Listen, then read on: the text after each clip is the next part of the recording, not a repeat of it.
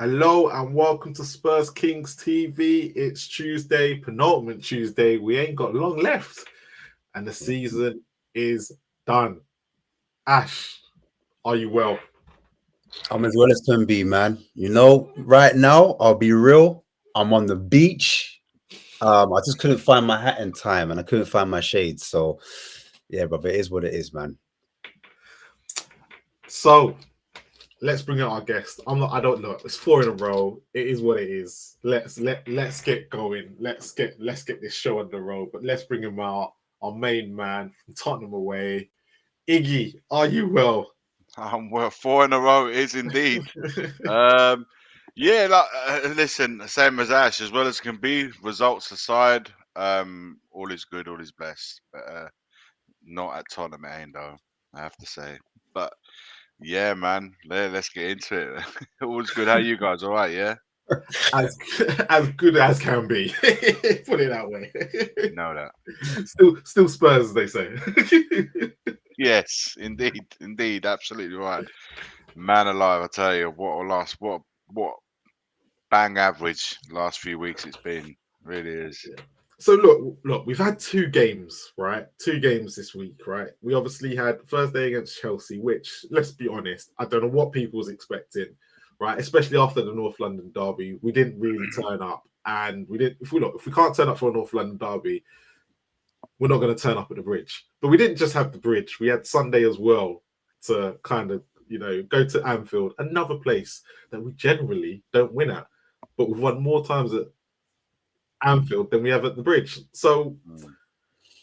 look, when we saw these fixtures in April, and Chelsea wasn't even included at that point. Chelsea was weeks in advance. We all probably looked at it and went, "We ain't getting no points there, no point." I think the only place where we thought we might get points was the North London derby.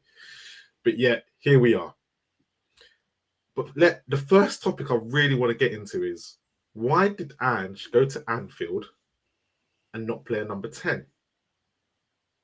Ash, come on, explain to me. I can only tell you my perspective. I can't explain nothing, to be fair. I was going to do it a different way. I was going to tackle the Chelsea point first because Okay, go on. Yep. that gives you a bit more context on why he kind of started Yes. with that midfield. I felt like against Chelsea, we were a bit like we lacked bite, intensity. We looked a bit out of all sorts. We were a bit frail at times, and I felt Chelsea had the better of us on that particular game. I felt they overloaded us in midfield. They won the battles, and I remember Ange just losing it. That was the first time I saw Ange really lose his rag, and he was just like, this can't be us. So I think against Liverpool, that was the reason why he was like, you know what, I need to kind of make a midfield that's strong, that's got legs, that are strong in the tackle. They're not afraid to do anything. They're not afraid to put a challenge in. So I think he said, look, I'm not concerned about creating. I want to stifle Liverpool in their middle of the park. And that's how I gain control. And then hopefully we can go a bit more direct into our front three and we can get in behind.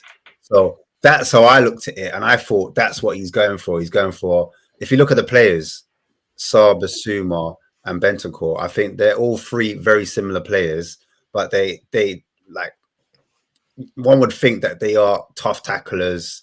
They can get up and down the pitch, and they're quite physical in their presence. And I think that's what he went for, and I think that's why he took out the creativity, not realizing he lost a bit of balance. And I think Madison also, I don't think he wanted to, give Madison a one game ban and then that's it. You know what I'm saying? He wanted to make a point to show to these players, no, you have to be working hard to get in this side. But it raises a question in my head because Basuma and Sarr did start against Chelsea and they were part of that problem.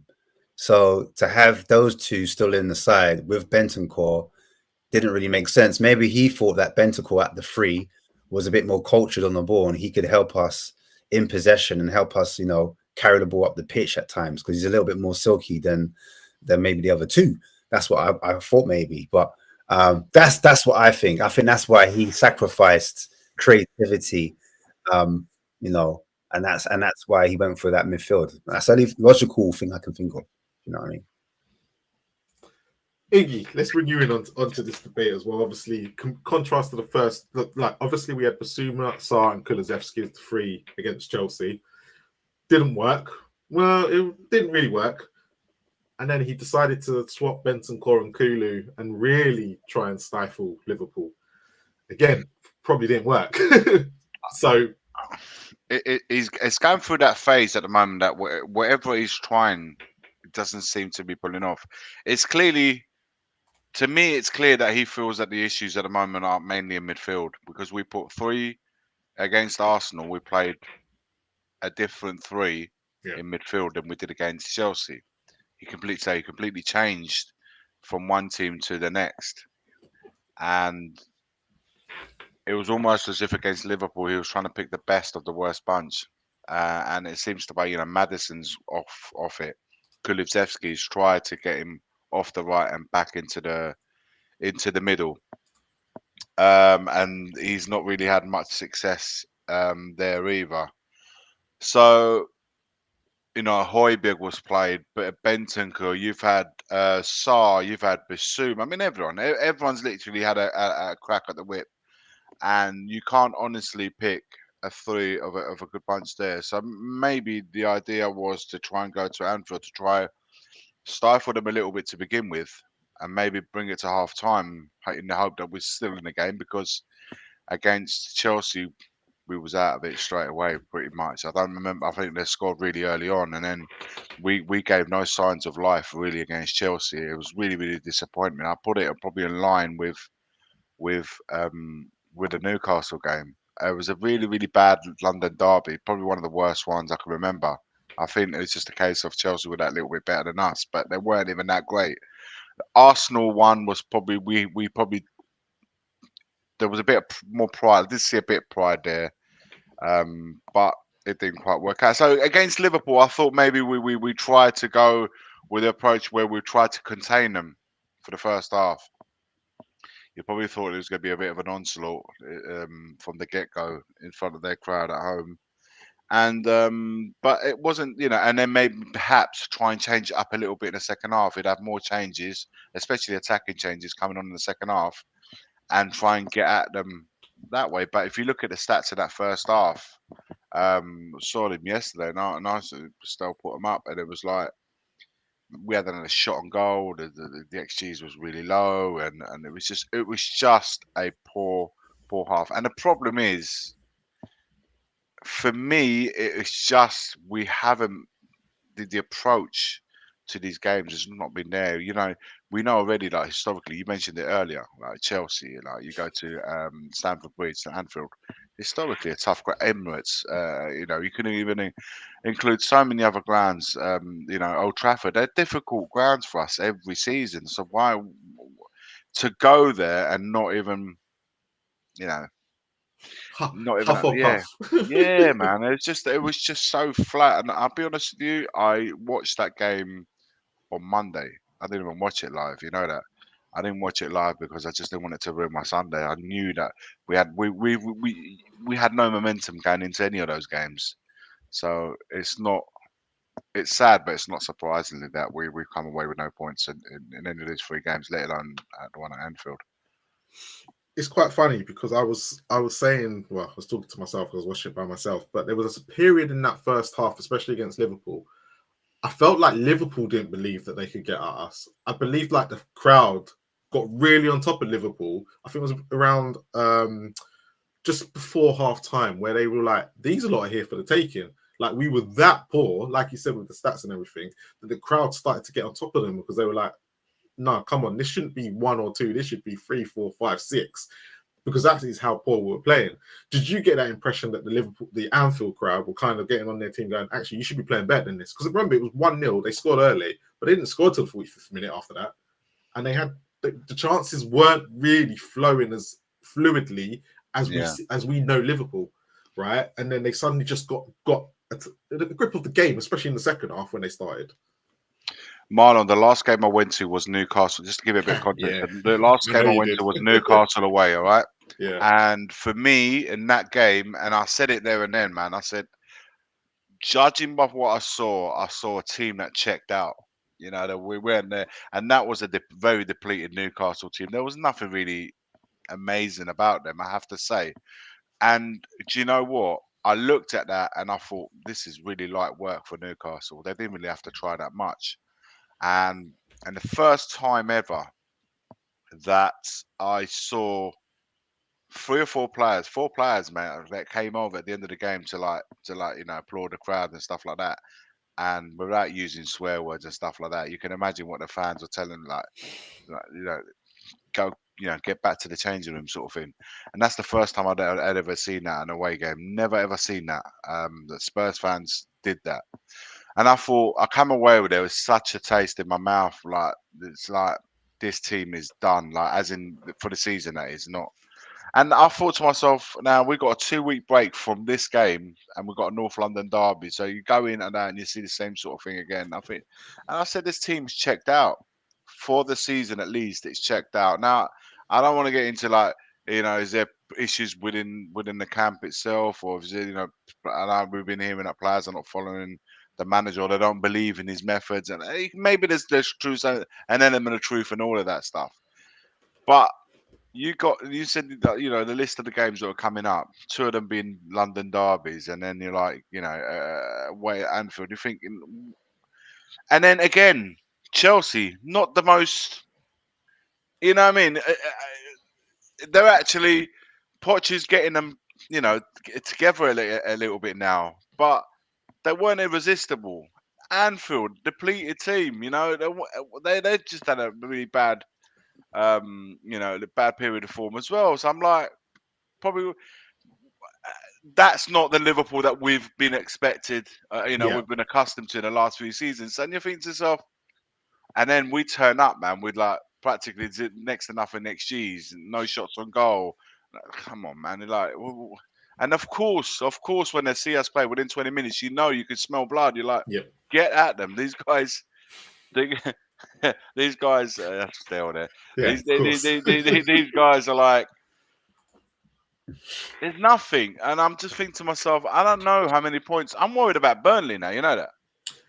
That's where I'm at. Well. I don't know what you like about, but I'm not even that convinced if we're gonna get, because there's something more there's more to fight for Burnley's point of view than it is for us. Yeah, man. So Ash, I just quickly wanted to bring up Chelsea again, right? And I wanted to bring up Liverpool, right? And I saw a tweet yesterday, and actually I'm going to give TJ a lot of credit, right? Because he asked for something and he probably got his way.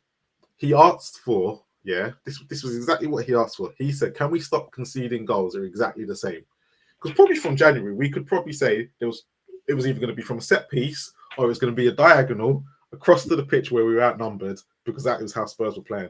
And let's be honest, the goals that were scored on Sunday were completely different to probably every goal that we've conceded in the last how many months. But does that mean there's now a bigger concern? Because as Iggy said, they're playing like they're on the beach. Why are they playing like they're on the beach for? They could have finished as high as possible, right? I kind of get that fifth. Depending on how results go, no one can really catch us behind us because Newcastle and Man United have to play each other. But what's going on here? What has changed?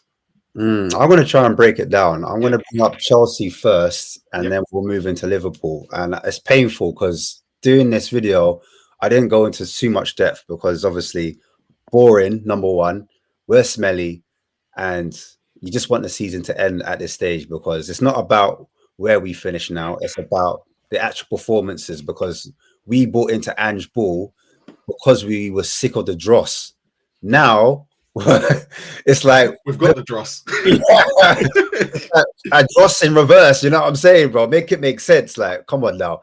But yeah, here's the Chelsea game that I sort of do a little few takes on this one. Here's the momentum bar real quick, because a lot has happened, to be fair, since you know, we come on last.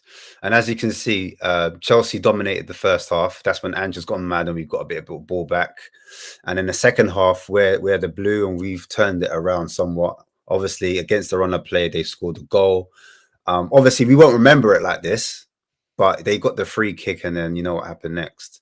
But as I move on from the momentum bar, just to quickly say their lineup. So they've had Petrovic in goal, Gilchrist, a youngster, academy youth, playing right back.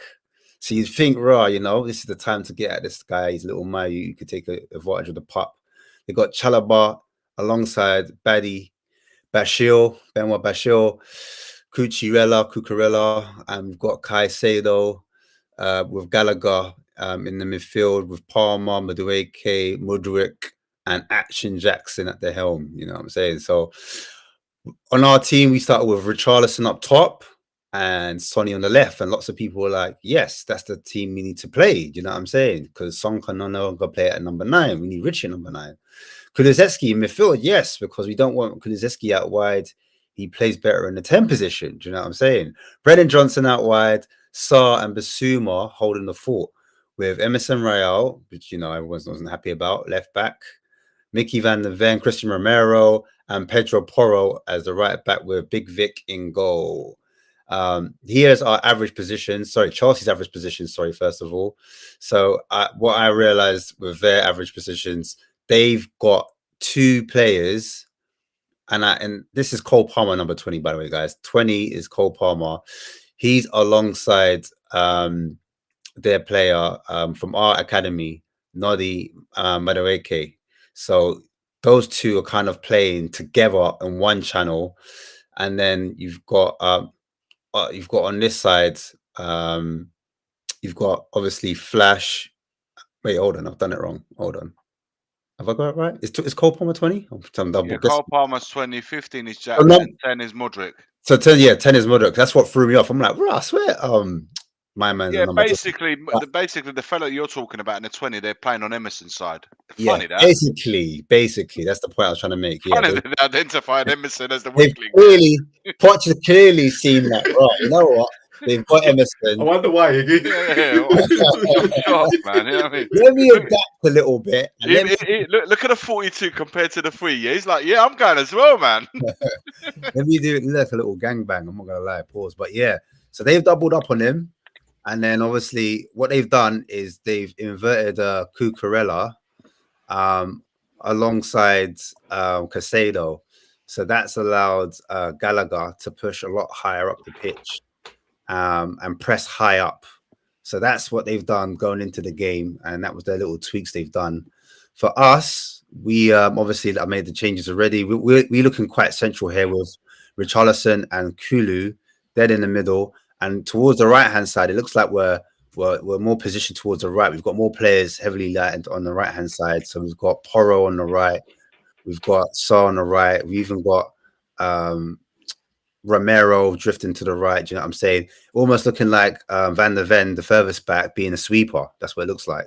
Emerson Royale tucked in that kind of half-space little pocket. And then you've got Son on the left as well. So those are the left-sided players, really. With Richie there coming across as well, but you've got like 6 players. I'd say 6 players are on the right hand side, so we're drifting to the right hand side a little bit more, in my opinion.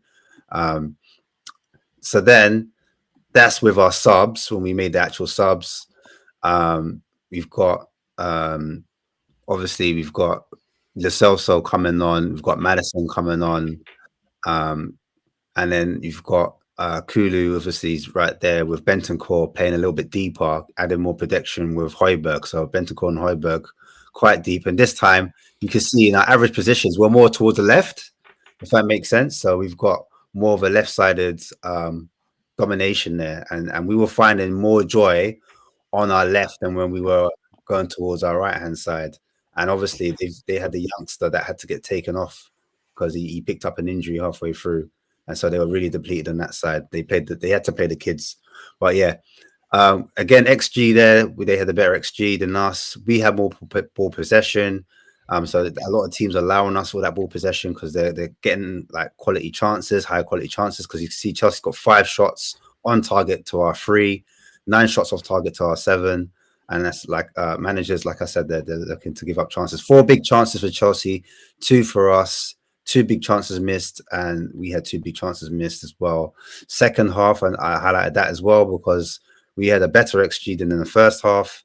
But then ball possession was super high, 74% compared to 26%, and 16 shots to their 5. So a complete turnaround in that second half. But yeah, Romero in possession. Sarr drops in, and you can see there's a small little triangle there that we normally do. But I think here's the mistake. What happens here is Sarr decides to take an extra touch. That extra touch allows Gallagher to stop that passing lane. So that passing lane into Bissouma is no longer there. And the decision-making from Sarr, even though he's got space, he decides to try to pass it. Gallagher closes him down. He loses control of the ball. And Mudryk, a.k.a. Flash, is able to jump on that. Do you know what I'm saying? He jumps on it, pushes up, gets the ball. Jackson's on the run. It's 2v1 against Romero. So in that situation, we've lost the ball and we've created a high turnover, and it's clumsy playing and poor decision-making in the midfield. And that's why we've created that particular turnover and that high chance. Mickey van der Ven running back as usual, being that protector. If Jackson squares it here, it's a tap-in for Cole Palmer on the other side. He doesn't. He puts it through his legs. Fair play to him. Beats Vicario.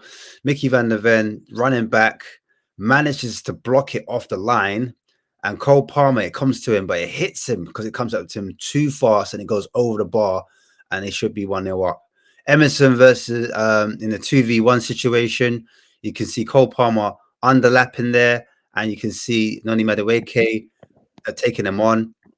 He decides to come inside. Bissouma tries to help out, but then neither of them are close enough to him, and he's able to get his shot off right there. And as you can see in the middle, you've got loads of players arriving in the attack. Jackson's there free. You've even seen Cucurella. He's trying to join the attack as well, but it goes over the bar, lucky for us. Playing out from the back, and I've said this a few times, and I'm not trying to get onto Vic, but I'm just saying what I see, innit? Playing out from the back, he takes a little longer to play out the back than usual. So he dwindles on it. And what happens as a result of it, he overhits the pass. Now, I didn't show this clip properly when I screenshotted it, but basically Mickey van der Ven, his touch, he's slightly off because the pass is overhit, so which forces him wide, and that allows Chelsea to press us. So he's got to defend not just against the defender, but the actual byline as well. So he tries to do a simple pass up the line, plays down the line, and then we lose the ball there. Kulu loses the ball, he gets dispossessed, and that puts us in pressure. A turnover happens. We manage to win it back, and then Mickey van der Ven passes to Bissouma, but I don't know if you saw that clip, but Porro was there saying, pass it forward, pass it forward.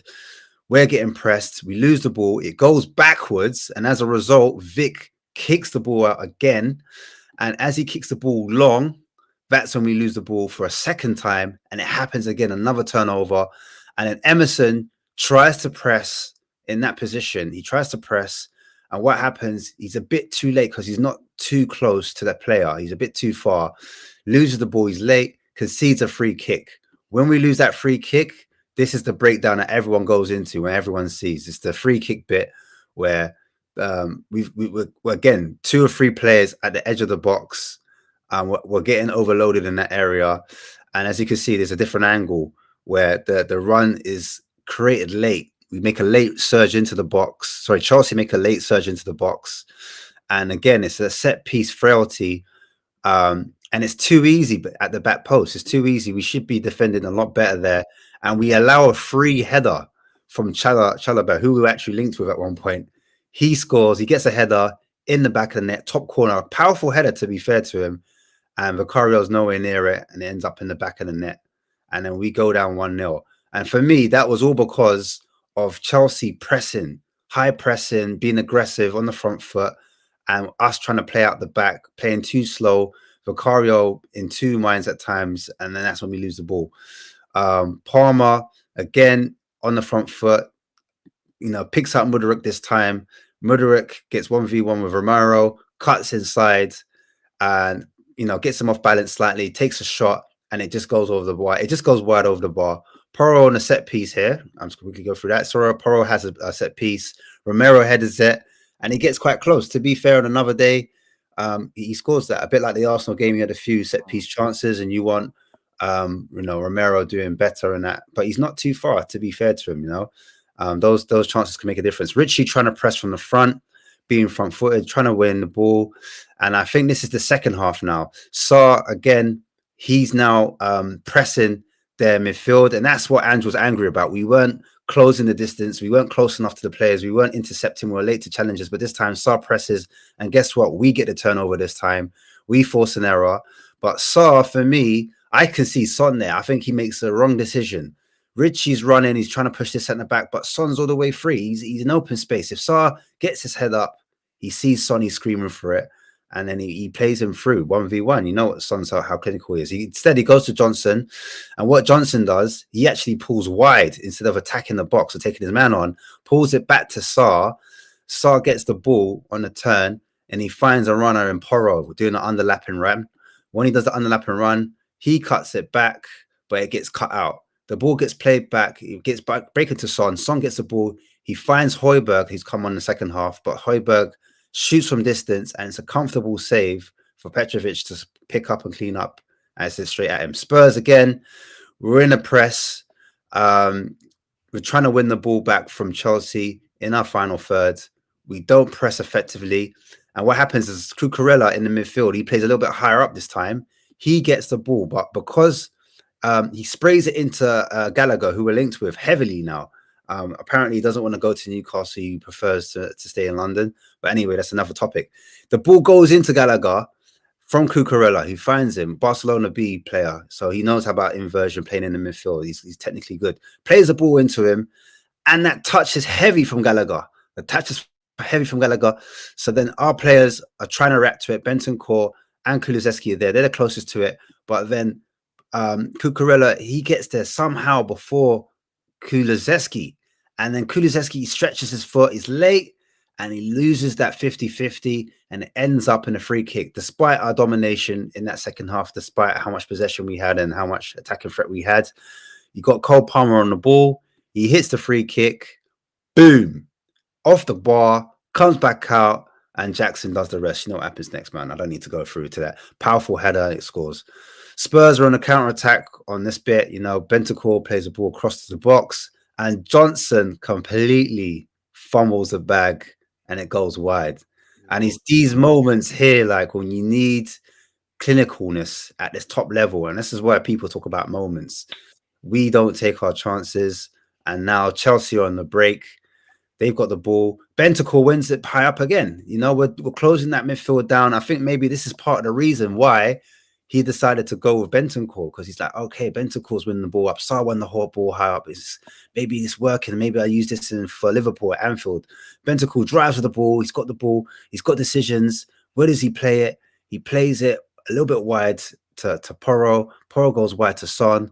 He plays a ball right through the two centre-backs. Clever ball from Son. Right, clever ball into Bentancur. Bentancur's in space. Can he get a shot off? You can see Madison's got his hand up. He's free. I think I can't see who's in front, but there's a player in front. I don't think it's Romero. Romero, number 17 there. He's in offside position, but he's trying to drag that centre-back with him to create space. And what happens? It comes to Bentancur. He has a free shot, and we hit it wide. We don't finish our dinner. Here's Son's average heat position on the left-hand side. You can see his heat map right there. And the problem was Richie had to come off because he was ineffective in that game. So I think that's the reason why Son started up front as opposed to Richarlison. So the argument is Richie, Son, where do you play them? And I think when he looked at that game, Ange probably thinking, you know what? I think I'm going to have to go back to Son being up top. But that was his heat map. Then there's Johnson's heat map hugging the touchline. And then another heat map I've got is, who's that? Oh, Richarlison. Richarlison heat map right there. And that pretty much sums it up. I think I put, who's that one? That's Kulusevski's heat map as well, just at the end. But yeah, that was the Chelsea game. I thought that was the reason why we more or less went with Richie dropping out, Son going up top. And then that's the reason why we went for that kind of midfield.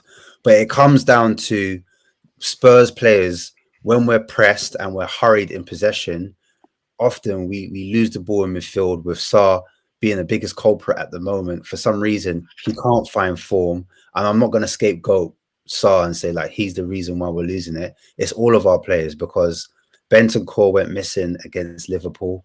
You know, he was non-existent. Kulu started well against Arsenal at the Emirates. I thought he played exceptionally well, and so his midfield's position was warranted, because when we did move him into midfield at the Emirates, I thought he did exceptionally well. But then, if you deep it now against Chelsea, where was he? He had to get taken off. So that's why Andrew was scratching his head, thinking, how am I going to get this team to get a result against Anfield where we don't get any points at? Do you know what I'm saying? So, but again, that game we were undone by set pieces, but the point I'm trying to make, Marlon, and also Iggy, is that it wasn't just the set pieces that were undoing; it was the midfield play. You know, yes, I want Mbeumo so bad as well. I think he's quality. But yeah, guys, like I've got a breakdown for Liverpool. But what are your thoughts as well? Why do you think why are we conceding different types of goals? Well, the types of goals, because we're not actually we don't consider the amount of free kicks and set pieces we conceding as a matter of priority. It seems to be the other things are priority. I don't. People are saying that Ange is dismissing that. He's not dismissing it. He's saying that it's not a priority. So I have said. Iggy, can I ask a question on that? Do you think he said, I think I kind of agree with you on the fact you said it's not a priority. Is it not a priority because what he's thinking is our front three and our midfielders don't retain the ball long enough, which means we're giving away free kicks and everything, which is causing that slight issue where if we're keeping the ball longer, actually the set pieces become, because what we're being told and at the moment is when he was at Celtic, when he was in other clubs as well, set pieces are up here in the highs and then suddenly they drop by half.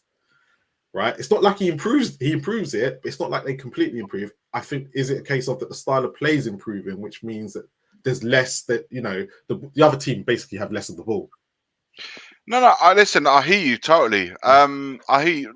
If you think of the way some of those set pieces are born, it's mainly for our errors. Yeah. We create errors which we shouldn't be making. And I think that's what he's trying to say. If we didn't make those errors in the first place, we wouldn't be conceding the amount of free kicks that we do. So maybe there is an element or truth in that. But we're not going to see that now till next season. So, and it's so tough because the biggest three things that I picked in that analysis that Ash made is like the mistakes that we make in transition,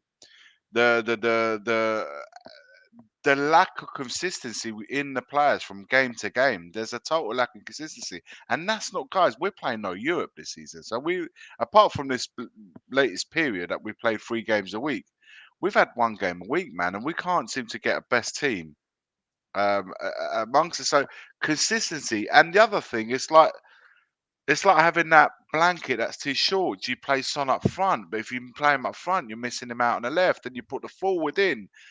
Son becomes a little bit more effective on the left hand side, but the guy that's playing up front is not effective. Then you're playing that left winger back up front. You're like, because you haven't got enough consistency within the players, and you can maybe argue that some of them are not even good enough for the way probably Ange wants to play moving forward. So you have to deep that to see, like, do I carry on with these players if this is the consistency that they have from game to game? Can they provide it? Am I asking them too much for their game? Are they not suitable for the game that I want to play? These are all questions that only Ange can ask. But the other thing I also have to say, like, where a lot of this is where, like, I cuss the journalists as well for not doing their job properly, because I feel like they often they look for the drama, they look for stuff that they should be. Not saying they shouldn't prioritize, they probably should report on it, but also ask the questions that they should, on the managers, like, what was the thinking behind playing the 3 midfielders that you did against Anfield? Did you get what you were looking for? What was the thinking behind the process? Try and go into the tactics a little bit. Try to get those answers as well. If the priority isn't defending set pieces and free kicks, what is the priority? Because you clearly don't seem to. So what is the priority in your eyes? Help us understand to get on, but not for just for the journalist, but the journalist should be acting on behalf of the fans as well to get that information, to give it to you, so then you can then stop guessing us as fans. Will stop guessing or second guessing what he's trying to say, and put words in his mouth when we can actually get the truth from the man himself. So there's a lot of that, man. So it's you know what, Ash, like we're listening to that analysis, man. There's so many different compartments that you can put. You know, they're losing the balls in the transition of a little 5-yard pass. The moments that we get, maybe not a lot of them, but the moment that we completely f them up, like we're talking like basic finishing, like we can't even hit the shot on target. You know, I'm not talking about Romero. I'm talking about that one that you just said, Johnson. I've forgotten about it. I was so vexed. You know, when you're vexed, you forget a lot of things. Like.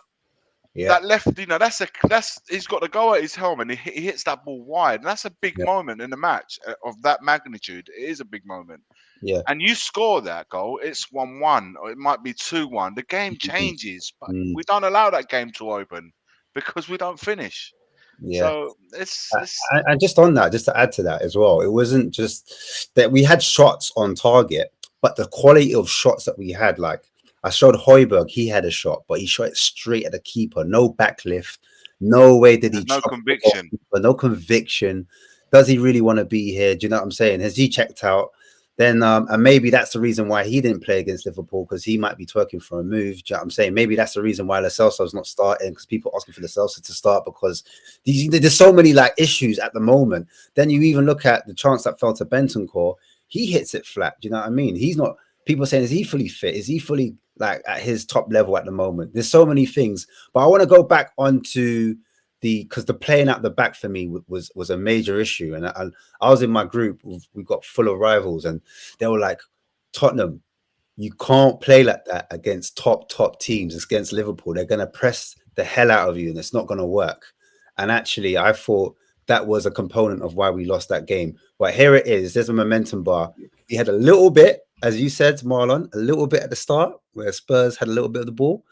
And then all of a sudden, boom, you know what I'm saying? Look how much green is. It's just attack. We could not survive. Go to those grounds and perform like that, man. Listen, that first half was smelly. I was like, bro, this is embarrassing. Are you not embarrassed? Like, literally, the second half, they got another 2 goals quickly, and then we started to get back up. We only got back into it, I believe, is because they took off Endo, they put a youngster in there, and then they took off their fullback, Robertson, I think it was, and then put Gomez there, and that completely changed the game, in my opinion.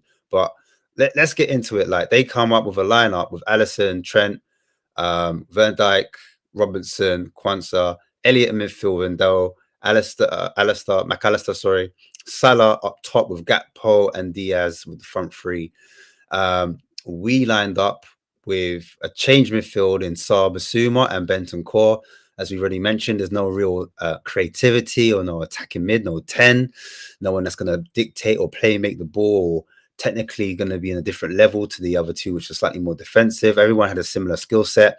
And then up front, you have Kulusevski on the right, who dwindles on the ball on the right. And then you've got Johnson on the left, who people prefer Johnson on the right because they think he's slightly stronger coming on that right-hand side. Son was up top. Richie was on the bench because of his performance against Chelsea. I believe, I could be wrong. You could disagree with me in that one. But the biggest talking point was Emerson Royal. I think we're going to get into that into a bit more detail. Apart from that, we were unchanged at the back. It's the same as Chelsea, to be fair. Emerson played there. Here's Liverpool's average positions.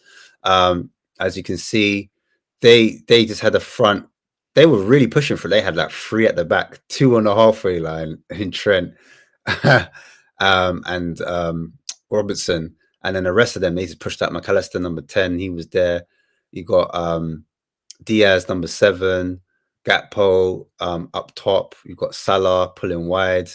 And again, you can see like a little triangle. Look how close these players are together in the pockets, causing all sorts of type of havoc. If you They're really not bothered about a wide forwards, man. They're not bothered about it. They're saying, look, yeah, exactly. You can see it. You can see, look, have it. We don't care. Look, have all this space. You can have it.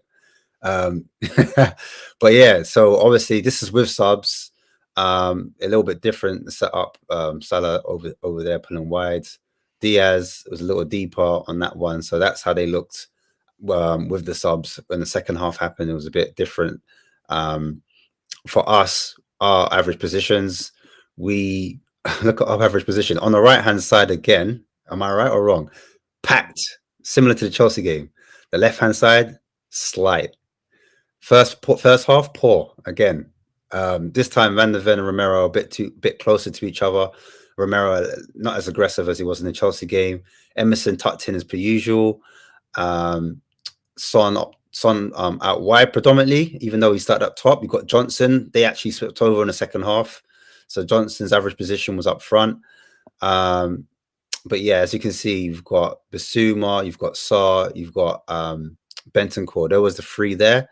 And then you've got Porro and Kulu, who are basically wide. So you've got about 4 players just positioned in the wide area, which I found very interesting. And again, with the subs, we've got Lo Celso a little bit deeper, playmaking from deep, with Maddison higher up. So you've got 2 creative players there, but in just different phases of the game, which can give you control. And then you've got a competent player that can hold on to the ball and has got a lot of energy to get up and down the pitch in Ollie Skip, who came on and made a huge difference. And then you've got Richarlison, the highest out of the 3, with Son holding the width in that half space, coming inside and at times. But that was pretty much it. But yeah, in terms of the overall XG, you've got the quality of chances landed with Liverpool 3.37 as a metric, and then we had half of that, or less than half than what Liverpool had in the game in the whole. 25 shots in total, 11 shots. Possession there wasn't much in it. But if we break it into halves, you can see that we had there's 25. They had 25 shots. We had 11. I think that was just the second half, to be fair. 14 shots to 1 in the first half, which was abysmal. And again, second half, as I said there, 11 shots, 10 shots, a bit of improvement. 5 shots on target, 6 shots. So it's a bit more of a contest in the second half, as you can see there. But yeah, Porro passes it into the midfield because they're being pressed aggressively. Goes into Bentancur, who passes it to Sarr. Sarr takes a touch. But again, instead of passing it first time, he wants to take more than one touch. And that's when he gets closed down. And that's when he loses the ball. Again, similar to what happened against Chelsea, getting closed down by Gallagher, losing that ball. And it's just bad decision-making by him. If he takes that touch and then passes it first time, he probably gets out of it. But his decision to dribble with it, maybe they did some tactical work on it and they saw Sarr likes to carry the ball a lot. Elliott closes that ball down, he wins it, and then we can see the high turnover where it's like 4 versus 3 there. Actually, they got 4 players ahead of the back 2 there. And so because they've lost the ball, we're on the back foot. They've got the ball. Elliott slides it into Salah, and Salah, before I even showed that, he was doing little check-in runs. He had a point to prove because that last game he was left on the bench and he was mad. But he does a check-in, check-out, runs deep, runs off Elliott, gets the ball, has a shot, tests Vicario. It bounces off Vicario. Vicario saves it, and then Van der Ven gets it away. But then it bounces back to Elliott. He has another shot on target, and then that was one of our chances conceded. Again, look how much space here Liverpool have on the ball. We're not closing them down. We're giving them all the time and room they need. And they're able to switch the play as a result of this. They're able to switch the ball and they get that ball. And the reason why that happens is that it was another turnover. I didn't show it before, but the reason why we're so far again is because we're trying to play it out from the back. We lose the ball, and then that's when they get that ball in a half. They switch to play. As they switch to play, they get across on the edge of the box. On the edge of the box, you can see Emerson Royal there. He's not looking at his man. And before this scene as well, sorry, I forgot to mention this. Again, Salah, he gets the ball first of all. He does a little check-in, check-out. That's what he does. He checks in, he checks out, and then he gives it. So that's why Emerson Royal, left by himself, couldn't handle Salah. He couldn't handle him. He needed protection from someone on that side, but he gets no protection. Salah gets on his blind side. Obviously, Emerson Royal is not a left back. He's playing out of position. Only checks his shoulder once, and we know what happens next. Salah gets on the ball. He headers it. In this area, you expect maybe Vicario to do a little bit better. hits it in the near post. People are saying maybe Vicario thinks it's going across him, so he kind of balances his body towards one angle, but then Salah heads it and then it allows that near post finish. And yeah, we end up going 1-0 down. Again, Vic's press aggressively because he hasn't made his mind up quick enough, in my opinion. And we lose the ball. It goes into Basuma. Basuma passes it to Romero, who's actually in space at this point. He passes the ball, tries to get it into Basuma, but they read it and they lose the ball in this dangerous area. So Romero loses it on this occasion. And then that ball, Romero has to quickly come across and he manages to make a block. That ball comes back out. Liverpool win it back again. So the press is aggressive. They're doing the high turnover. This is the play that Ange wants. Klopp is doing what Ange wants us to do, but we're not quite there yet. Anyway, a ball comes into him. He's left by himself, gets the ball. And from there, he's able to have a shot and it goes wide. Again, Saar, I'm not trying to dig him out. It's just literally just what happened. Saar in a transition, loses the ball in the midfield, in a dangerous area. We lose it. Elliott finds himself in space, has another shot as well. And that shot just goes over the bar in that instant. So he's unlucky not to get on target. Spurs, actually, he saves it. Sorry, Vicario saves it. My bad. We don't clear our lines. And then what happens is from there, they get the ball back. Salah's there. He asks for the ball. Salah's in a dangerous position. Gets a shot off. It deflects. And the keeper ends up saving it. It comes back to Elliott. It falls down to Salah. Salah hits it. He saves it. And then it's a tap in. And then we're 2-0 down. And we can't believe our luck. We're like, how are we 2-0 down? But basically, as you can see there on a different angle, we can see that we're struggling to keep up with Liverpool defensively. We're all over the place. We're panicking, and they just got numbers, and they got a bit of composure in that final third, and they're able to settle themselves. Salah's playing as a centre forward, has a shot, and then they just roll it in. Second half, we're a lot more aggressive. We try to be on the front foot, but this is another chance again that we see Salah 1v1 against Emerson. Emerson does do a little bit better, holds him off, but he dwells on the ball. So he does the work, he does all the good hard work, and then all of a sudden, because he dwells on it for too long, he doesn't make his mind up.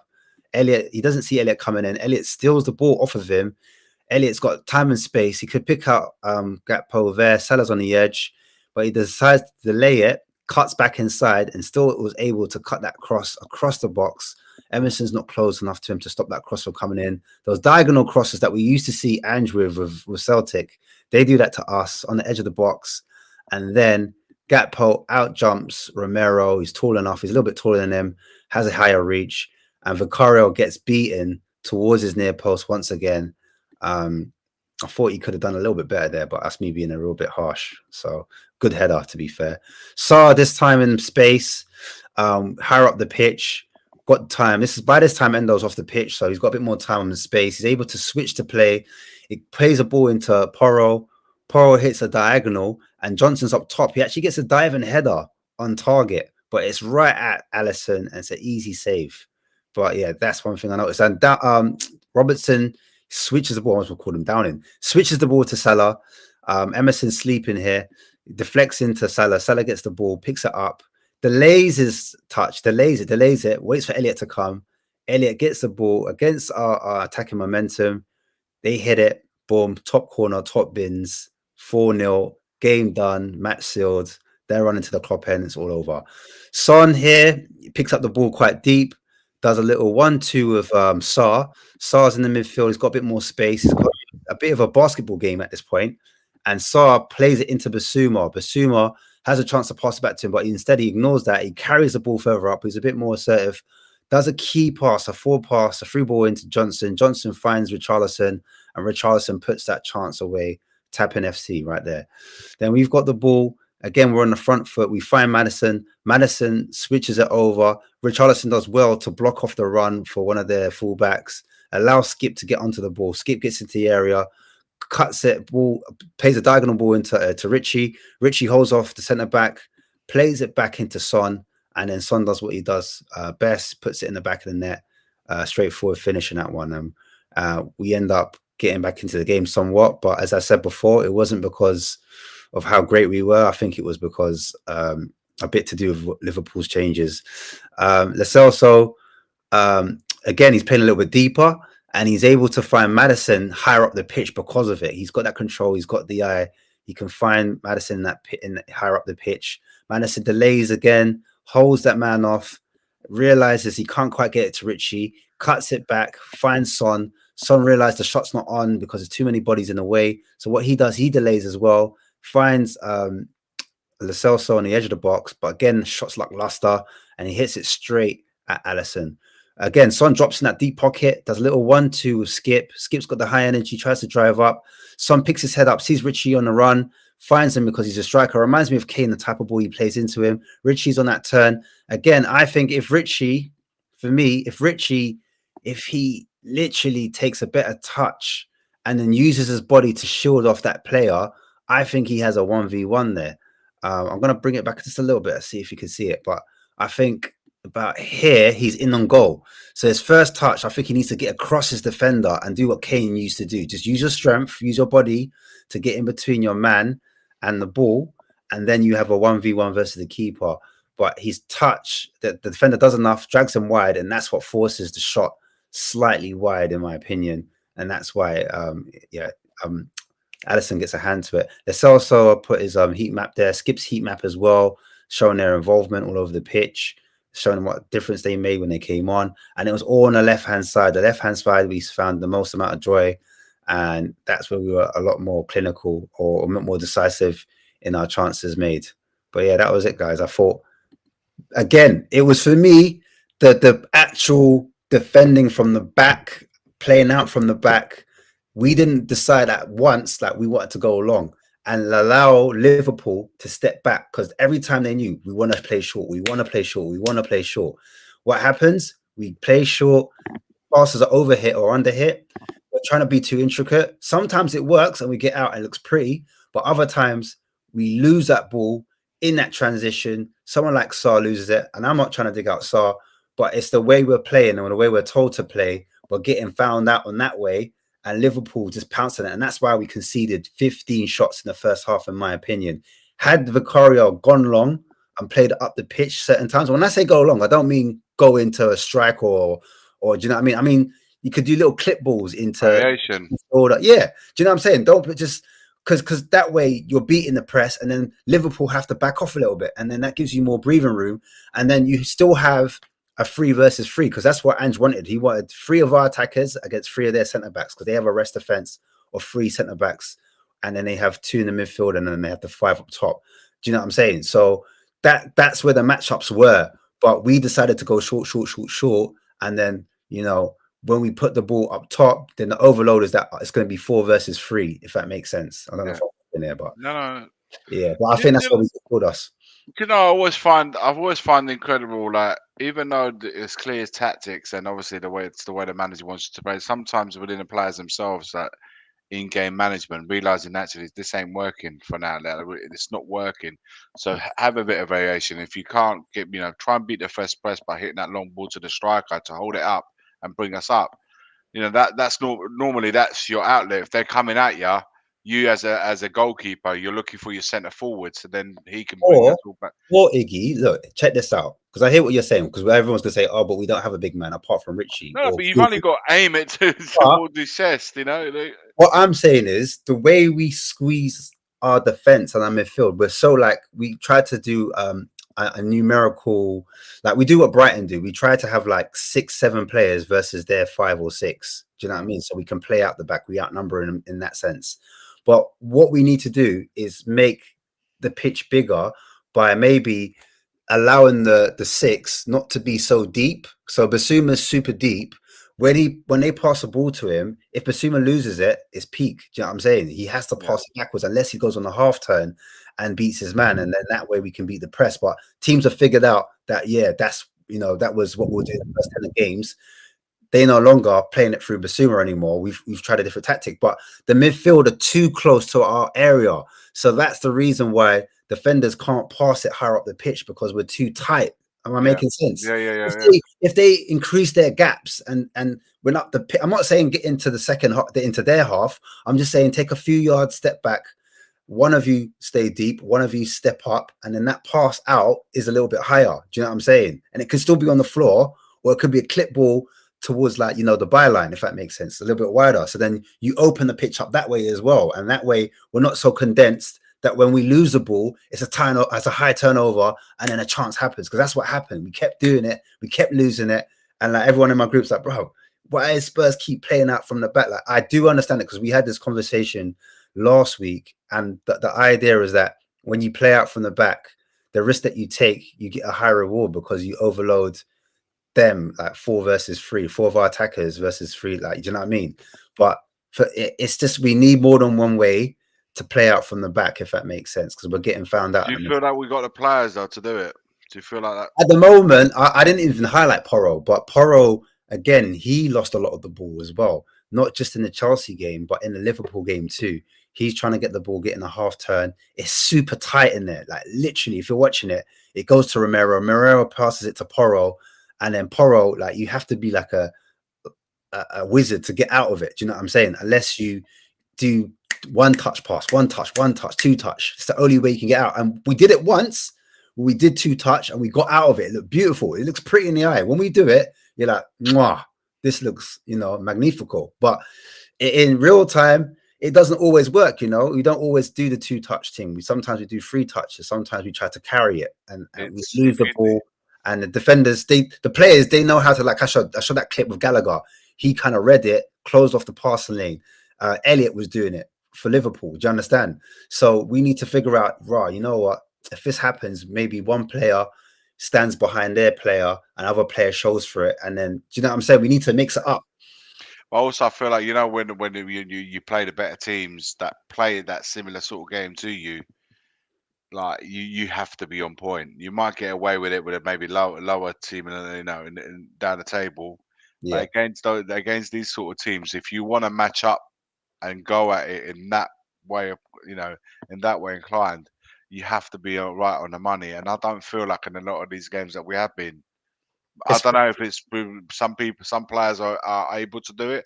Other players are either in the process of doing it. You know, players like Porro receiving the ball in a half turn in tight space. Emerson Royale. That's what we should be really talking about. I know it's about Porro losing it, but Emerson Royale, he was the biggest. Udogie as well, you know. To be fair, I don't think, you know, he's been, you know, like you said, when it works brilliant. But he's been caught out as well loads of times. So as good as he's been, he has been caught out, and those errors actually have led to goals. In fact, exactly, and I think this is what I'm thinking now. Coming, you know, why when Postecoglou says it's not the set pieces and all that, it's not an our priority. I think this may be still thinking, no, we need to get this right first. So I don't know, or maybe like we you know, maybe those rumors have been circulating saying that not a lot of players are convinced that this is the way forward, or the way of playing is necessarily. I don't know, man. I don't know. I disagree with most people. I honestly think it's just the application of the players, because in the second half we call ourselves second half FC for a reason, because that message has gotten across to those players and they are closing the distance, and now we're turning the ball over, because if you check it, we are the highest in terms of passes per action before we win the ball high up the pitch. Spurs are the number 1. Do you know what I'm saying? So it's just a case of us now, when we are in that final third, making the right pass, because there's certain times we did make the pass that end up in a chance, but there were certain times I said, look, Sarr, instead of him passing to Johnson, he should be finding Son. Or, you know, instead of so-and-so winning the ball there, he should play a ball through to Richie, or, you know, whoever's up top. Sometimes do you work with these players, though? Do you work with these players next season and say, like, they have to get this right? Or do you change those players and get those players who are able to do it a lot quicker? I don't know. What we need now is serious competition. Whoever's not here, they need to go. Like, whoever's not a part of the project, they want to go, they're twerking for a move, they need to leave. But the players that need to come in, they need to be able to have that football IQ. So when they're in that final third, they're picking that pass, right? But then they also need to have an engine where actually they're able to press high, win the ball high up, and then make that chance. Or if they get a chance themselves, they're actually converting them chances that we do have, whether they be far or few between. Do you know what I'm saying? And we can't just rely on a 30-goal striker. It needs to come from not just the front three, but all over the park, all in the midfield. Underlapping runs need to happen a lot more sooner, not just from the fullbacks, but from the midfielders. I understand why Skip played in that position, because he gave us control. He gave us ability, technical ability on the ball, so we don't lose it. He's able to pass it. He's able to make those right decisions. He knows when to hold on to it, when to let go. He's not dwindling it. He's thinking 2 steps ahead. A lot of these players, they're reactive. They're not proactive. That's the problem. And we do forget these are young men. They're not like our age, you know what I'm saying? They're not like wise. They need experience. So sometimes, like, it's a mixture. We do have a lot of experience, to be fair, but I'm just seeing players, Emerson, the fullbacks are losing it a lot, and we're playing the fullbacks in midfield, and that is detrimental to the way we play. Do you know what I'm saying? So there's a lot of little things that, you know, to make this work that are clearly not working. Now, these fullbacks on the half turn, the players making midfielders making basic mistakes in transition, the goalkeeper that plays it out a little bit too slow, or is not moving the ball quick enough. So when you put all these things, and then the few opportunities that we have on goal, they're not hit with any sort of conviction, or worse, hit wide or miss the goal by a mile. When you put all these fractures together, you can see where it's not working. But I also feel that there's a lack of consistency within the players from game to game. confidence. Yeah, confidence. Obviously, like, we've lost now, what, 4 on a bounce now It's like, against all the teams around. Last convincing game was away to Aston Villa, and how long ago does that feel like now? So it's a lot of things to come together, like, that have got to come together. And listen, you're always going to have the question mark: are these the players that are going to, do it next season, or, like you said, do we bring 1 or 2, 3 quality players more, and also in the process try to get rid of the players that are no longer part of this, or clearly not part of this? What do we do with Lo Celso? Because I think he's a player that can play football, but he seems to be that no manager, who doesn't matter who comes to Tottenham, just doesn't have him on his radar. I honestly think Ange said to him, "You're part of my plans." When it was between him and Dembele, he was like, I'm choosing you. But then he chose him, and then I think he got the break against Aston Villa and West Ham, Injured. and then got injured. And then I think after that, he was like, can I trust him physically? And then ever since then, he hasn't got a look in. And I think that's where the love affair stopped. But I just felt like the same way he used Højbjerg, because Højbjerg for me was twerking for a move. He should have just used Lo Celso the same way he used And then Højbjerg. he brought him in for the North London derby, man, and that was, no one saw that him starting against the North London against Arsenal. So it's a tough one, man. When you go think of all these things putting them all together, you're like, mate, it's a lot. It's a lot that needs to come together. I don't think it's anything like major tough, or in a sense that, it's because, like you said, when they pull it off really well. But it's big, man. It's big, and you just don't know. You don't know anymore. What do you think, Marlon? What do you think? There's too many things. Like, it's just not one thing at the moment, is it? Like, you could sit there and go, do we need an improvement here? But then it counteracts something else. Do we need something here? It then goes into something else. Like with the Lo Celso debate, I think you're right. He was going to trust him, but his body doesn't trust, being in the Premier League for too long, and he gets injured. He got injured at the wrong time. Højbjerg, why he came in the North London derby, I'll never know. I'll never know to this day why he came in. I think it might be the back of the Newcastle game, like Bissouma. Yeah, but we've been saying, like, everyone has been saying, he comes on, he's better when he comes on as a sub than when he starts. Every time he started under Ange, he's been terrible. But then you have to drop Bissouma. Like, people call him Bissouma's head. They say, look, we can't stop Bissouma. He's not, So this is the aim. Before I get onto the super chat, but this is the question for everybody out there. If we do sign a number 6, does it improve us? Or is it a case of actually there's more pressing elements in the team before we get to a number 6. And I was saying that off the stream, like a number 6 is fine, but if he's then going to play at the edge of the opposition box, he's Yeah. no longer doing what he's really brought in to do, you know. So I'm all for, so if we need a proper number 6, then absolutely go out and get him, but use him accordingly. Otherwise, you know, if this is going to be like this high press and he's also got to be right up there, then you can play a centre midfielder there, an attacking midfielder. That won't make a difference there. And this is why I think he wants Gallagher, because we haven't really been linked with a 6, have we? No. Apart from maybe Onana, who plays in a double pivot. So and he's not a DM. He's not. He. Go on, sorry, man. So the question is, if Gallagher comes in, are the problems still there? Well, this is it. This is my point. I don't think Ange, looking at his system, plays with a man that just sits in a position, like he just sits in a hole, like a defensive mid, like he just sits there, and if anything happens, he helps fullbacks out. He quickly runs over, helps out the left back, helps out the right back. Do you know what I'm saying? Yeah.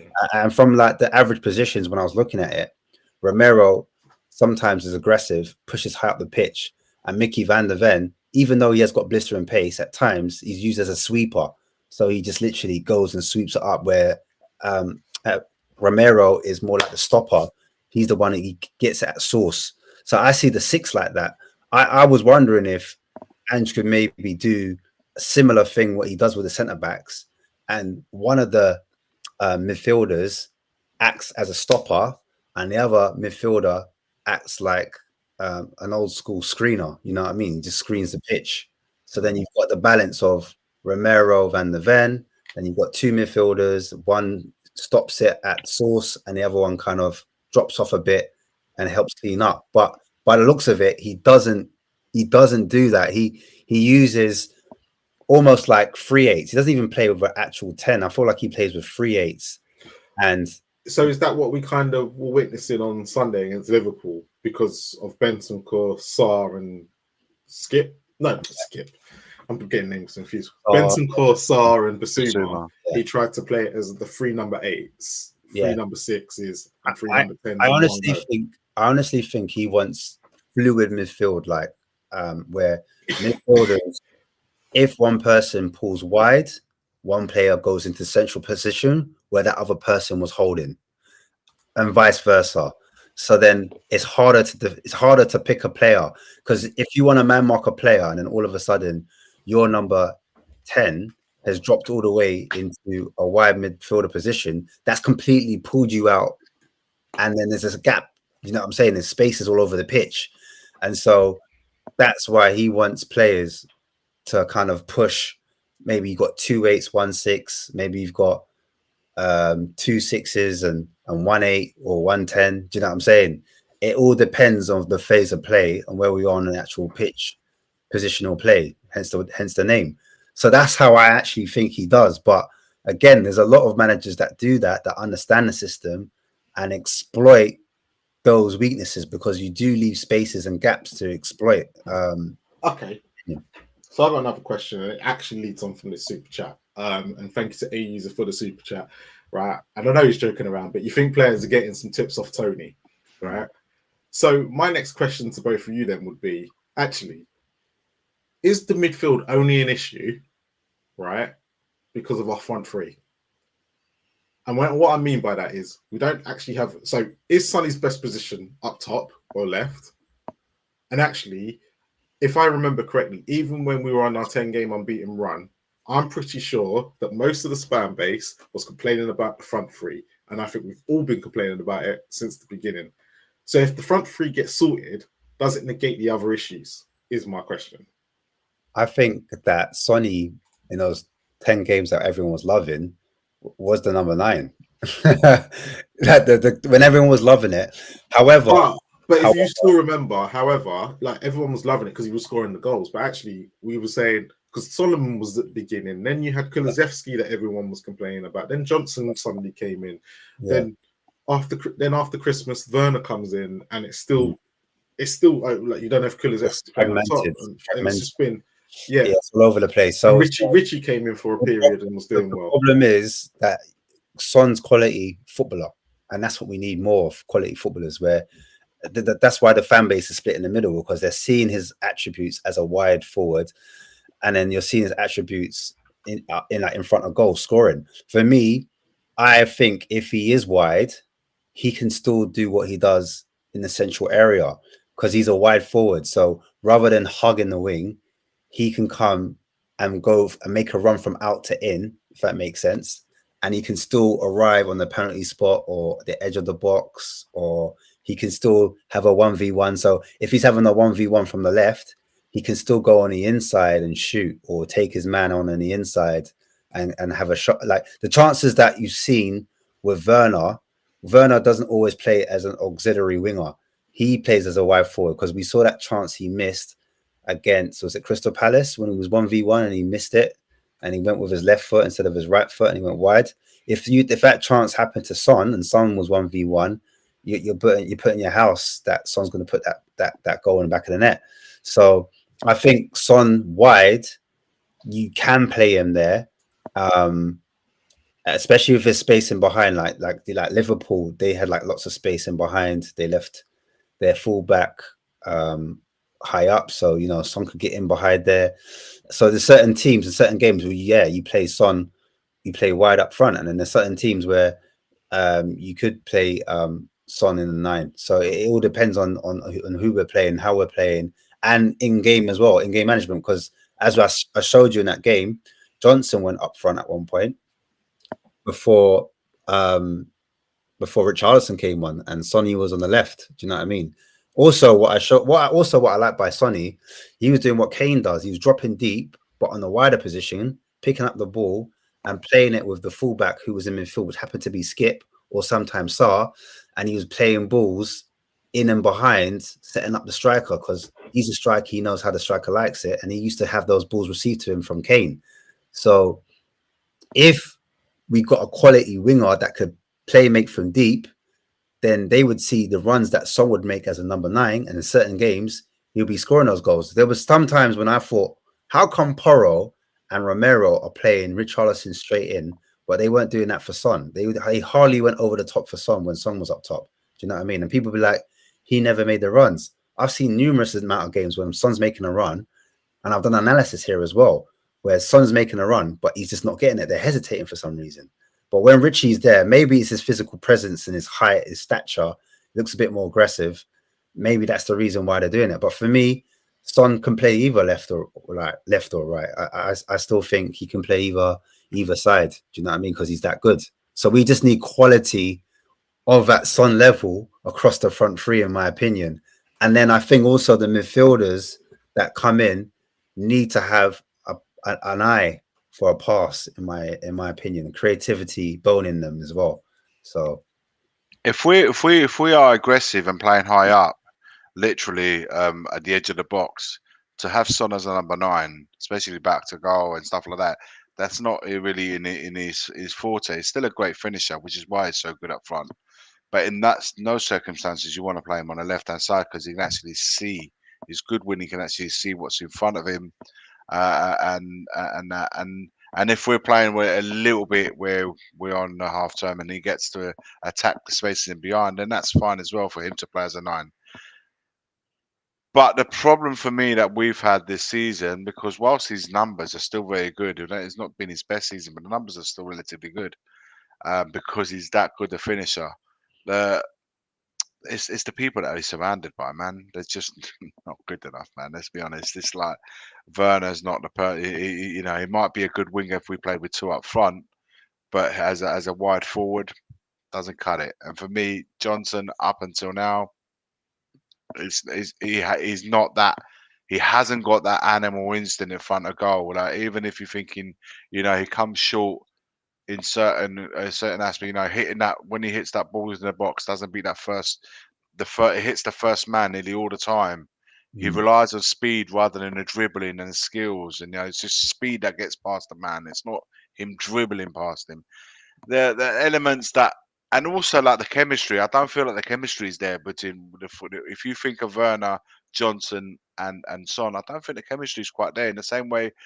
Although it was built over the years between Kane and Son, because baller recognises baller, as the saying goes. So we need to have a little bit more, a little bit more quality in that final third.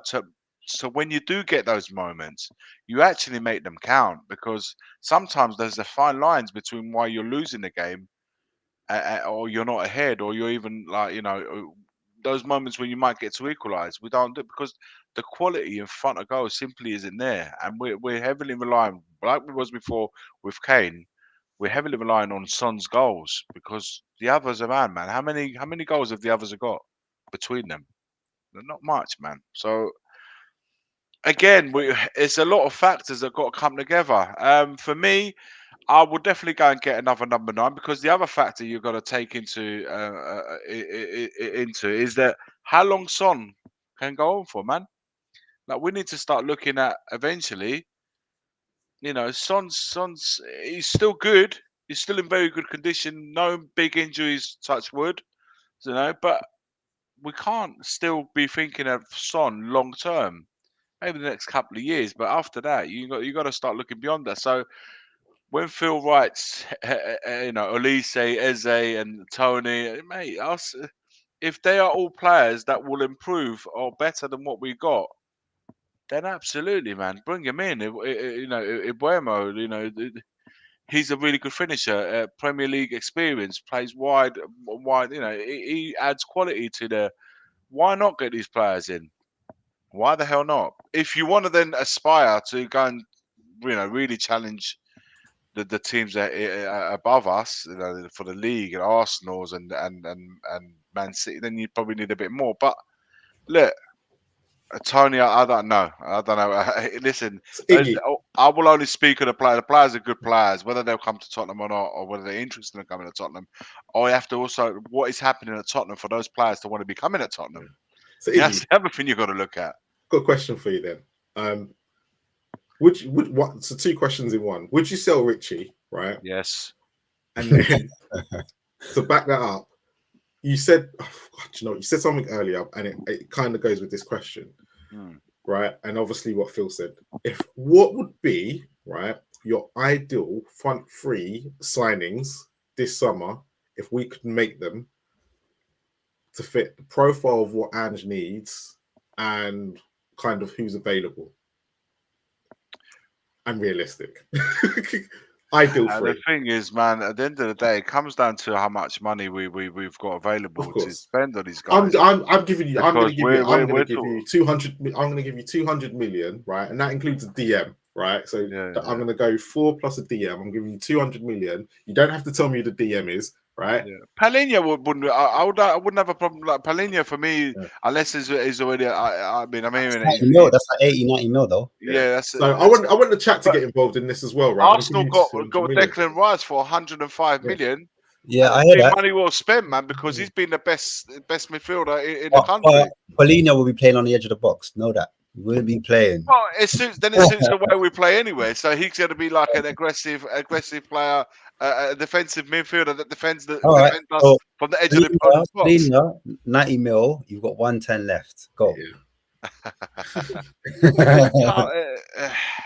So you have to think to yourself in this situation. We can sell as well, but the problem is no one wants to buy a player. The reason why I'm giving you 200 million, I'm including if we sell players on that. Now that includes if of course, because if the figure is around 120 million that I've been quoted, I'm just saying that quoted because we don't know. 120 million is what we got to spend.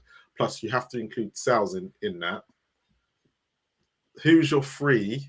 Who would you like to bring in? For me, we got the centre back, and we have to talk about Dragusin at some point. It's like what's going on with him, and what was the point of spending 30 million for not to overplay him? If you're like Dragusin and Skip starts over you, and you're a defender.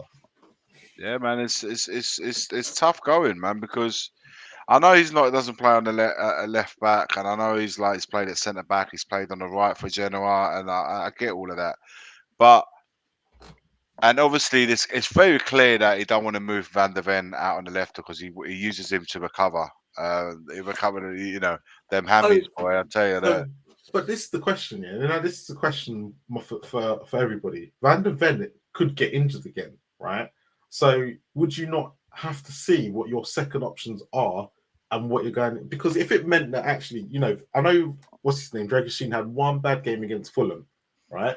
But then my thinking was, and I said this in our match reaction, right? You move Dragusin to play in his right position to get used to the Premier League, right? Which is right centre back. You move Romero across because he played left centre back some of the time under Conte, right? And he played in the middle, Actually. and then move Van der Ven onto left. And Liverpool at Anfield was probably the perfect game to do it because you need to see what your plan B and plan C might have to be, like we had to see this season.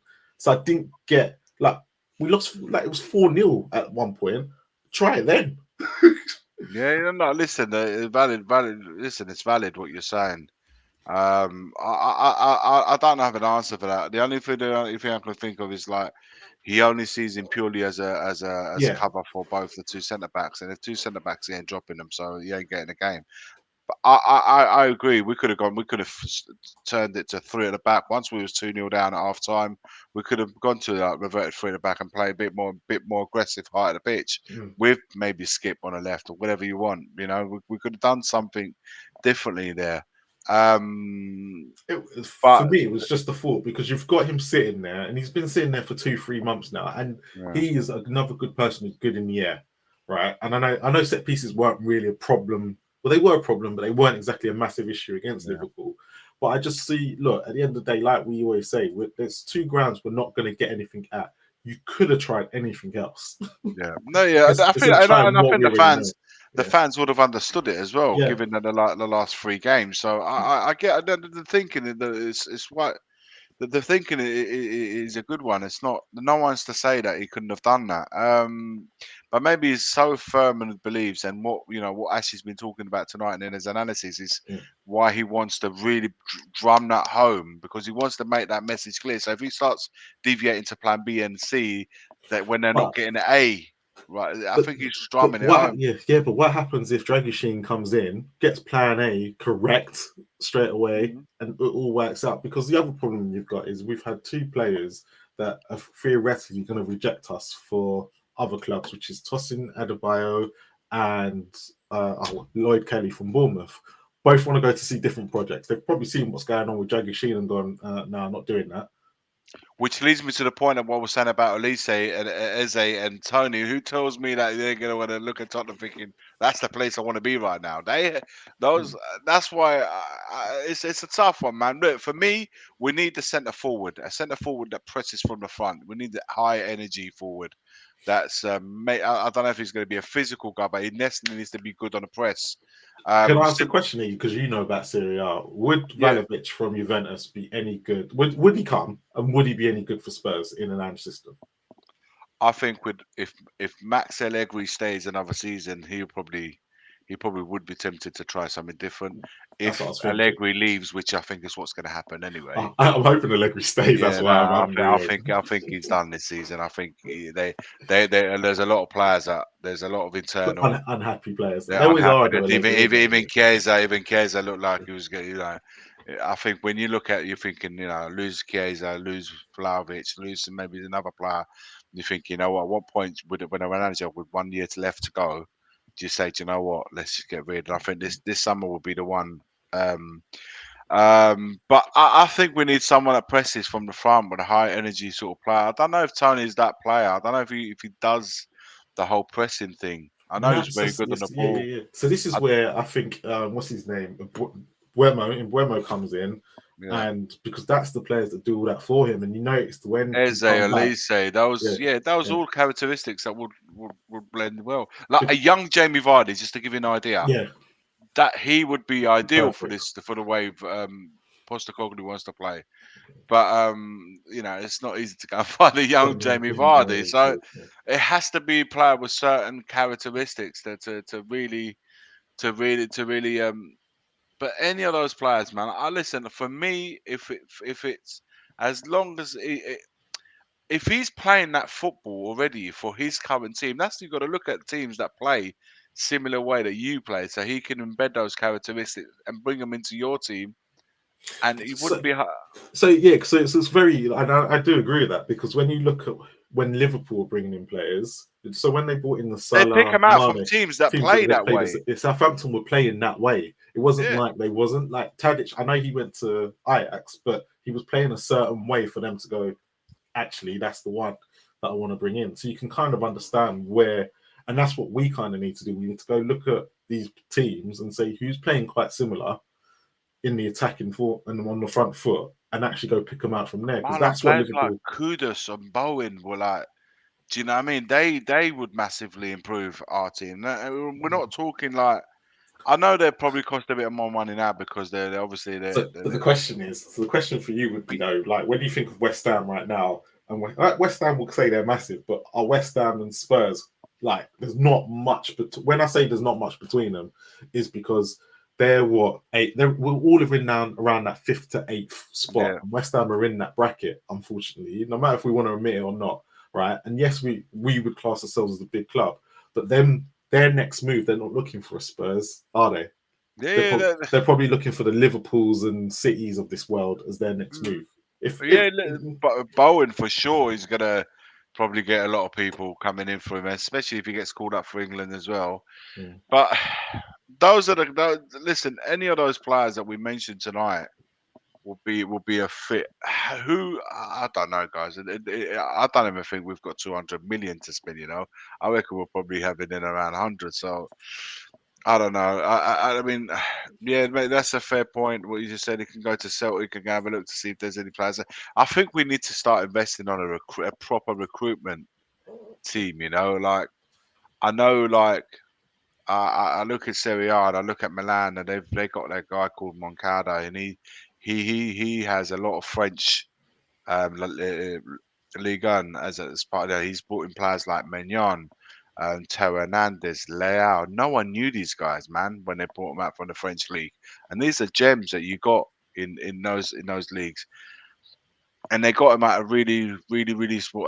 Tomori, they came and dug him out. They came and brought him from Chelsea, man. You know what I mean? And Tomori, who was he before he went to Milan? Was he a big name? But what I'm saying is, there are gems out there that you can go. They might not be the polished article, but they can do a job.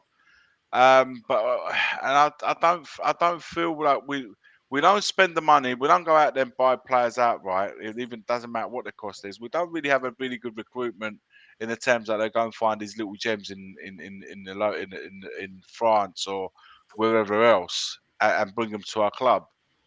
So I'm a bit torn here to know that. I'm a bit torn as to who's going to come in and what money we have to spend, because no one truly knows what. So my question, and this will be to both of you, right? I'm not swerving the answer. I just don't know, man. I know. So my question to both of you is, like, because of the way Spurs want to act, right, in the sense of not spending on big players and this, that, and the other, right? And I'm going to use them as an example because they've got to the Champions League final tonight, right? Isn't Borussia Dortmund's model the way Levy wants this club to work? Yeah, Levy. Yeah, 100%. Where he brings in, because look, you got to remember they brought in Haaland when he was young. They've lost their top goal scorer. They brought in Bellingham the year before as well. They lost Bellingham this summer, but yet they're going to be without those two players. They've lost in 2 years, right? So imagine us losing Kane and Son in 2 years, League final and make a Champions League final a year later. It's like you've kind of got, and they've always have a conveyor belt. They've taken Sancho back. They've got Sabitzer, who are both Man United players. What's the secret behind Borussia Dortmund in your thinking? Recruitment, right? It's going to be the recruitment of the young players and believing in what the stuff. Because actually, when you look at their managers, yes, they've had bits ups and downs, but again, they brought in this guy who's been brought in from the academy and whatnot, and worked up to, so it's all the exact same way, right? Yes, we got Ryan Mason, but Ryan Mason is nowhere near what Dortmund are doing. So is Dortmund the blueprint for what Spurs are trying to do? Because he's even tried to build the south stand exactly like the wall in Dortmund. So let's not even go there, man. Let's not even go on that one, man. It's true though. But it hasn't quite. It's not quite like the wall, though, is it? It's not quite the wall, that south stand. Look, business people should do just that. Business people, and let the football people be the football side of things, and I think that's what's happening at Borussia Dortmund, man. I don't think there's any that everyone knows their role, and like you said, But the they don't managers spend big money either, do they? That's they the don't thing. spend big money, but they recruit wisely, man. Very They wisely. recruit wisely, and and they may make mistakes, but fundamentally, man, the model that they got works for them. I don't mind any of this stuff, man. I really don't mind any of it. I just find that there's not like when you watch Borussia Dortmund, man. There's always seems to be a vibe, even as a neutral man. You perceive that vibe in that stadium or in that team, or you always get there's something happening at Borussia Dortmund. It's an exciting place to be. Otherwise, Sancho wouldn't have gone there for the second time running, man. And like Sancho is now left Man United, you know, and he's in the Champions League final tonight. You know what I mean? Instead of losing to Crystal Palace yesterday 4-0. Yeah, exactly. But there's a reason why Sancho said yes to go back to Borussia Dortmund, because he knew there's something there. Like, can you honestly feel the same about someone at Tottenham? You know what? If someone left Tottenham, I've got to go back to Tottenham, man. That's the place I want to be. We had that 2 times, man, in recent years, man. We had it with Poch. That vibe was there with that young team, and we had it. I have to say, man, the first 6 months when Conte come, when we made top 4, there was a wicked vibe at the place. We had that, but with them, we're so quick to like just end things. Like, it just, as soon as we got something going, man, we quickly have to like almost like self-sabotage. And I don't know, man. It's just look, for me, man, it's probably the wrong time for me because I've been feeling flat about Spurs the last few weeks. So I'm not. My mind is not there yet. I have to like just when the last game ends till the transfer market opens. I don't know. Right now, man, I just don't know. It's not very clear where we're at, what project we have for the next 3-4 years under Postecoglou, assuming that he stays here for the next 3-4 years. What it is that we want to achieve at the end of year 1 to the end of year 4. I don't know what we want to achieve. Do you think that's the biggest issue then? Man, there's a massive lack of direction. Because we're always trying to copy someone else, but actually we've never had a Tottenham blueprint. No, man. No, I don't mind. I don't mind. You know the saying, like, you know, you see a successful person, then follow that program. You know what I mean? Follow that. You know, you copy the successful man. I get that. That's fine. I'm absolutely fine. I know no issues with that. But at some point, man, you need to figure out who you are and what you want to be. And in the last 10, 15 years, man, I ain't seen anything to make me think that it's like we're winging it. Last 4 or 5 years post 2019, I don't think we've had a clear idea of what direction we want to do. It's almost as if, like, we post Poch, we did a completely massive turn, went to like Jose, then. It's just been an absolute mess, man. The last 5 years have been a mess.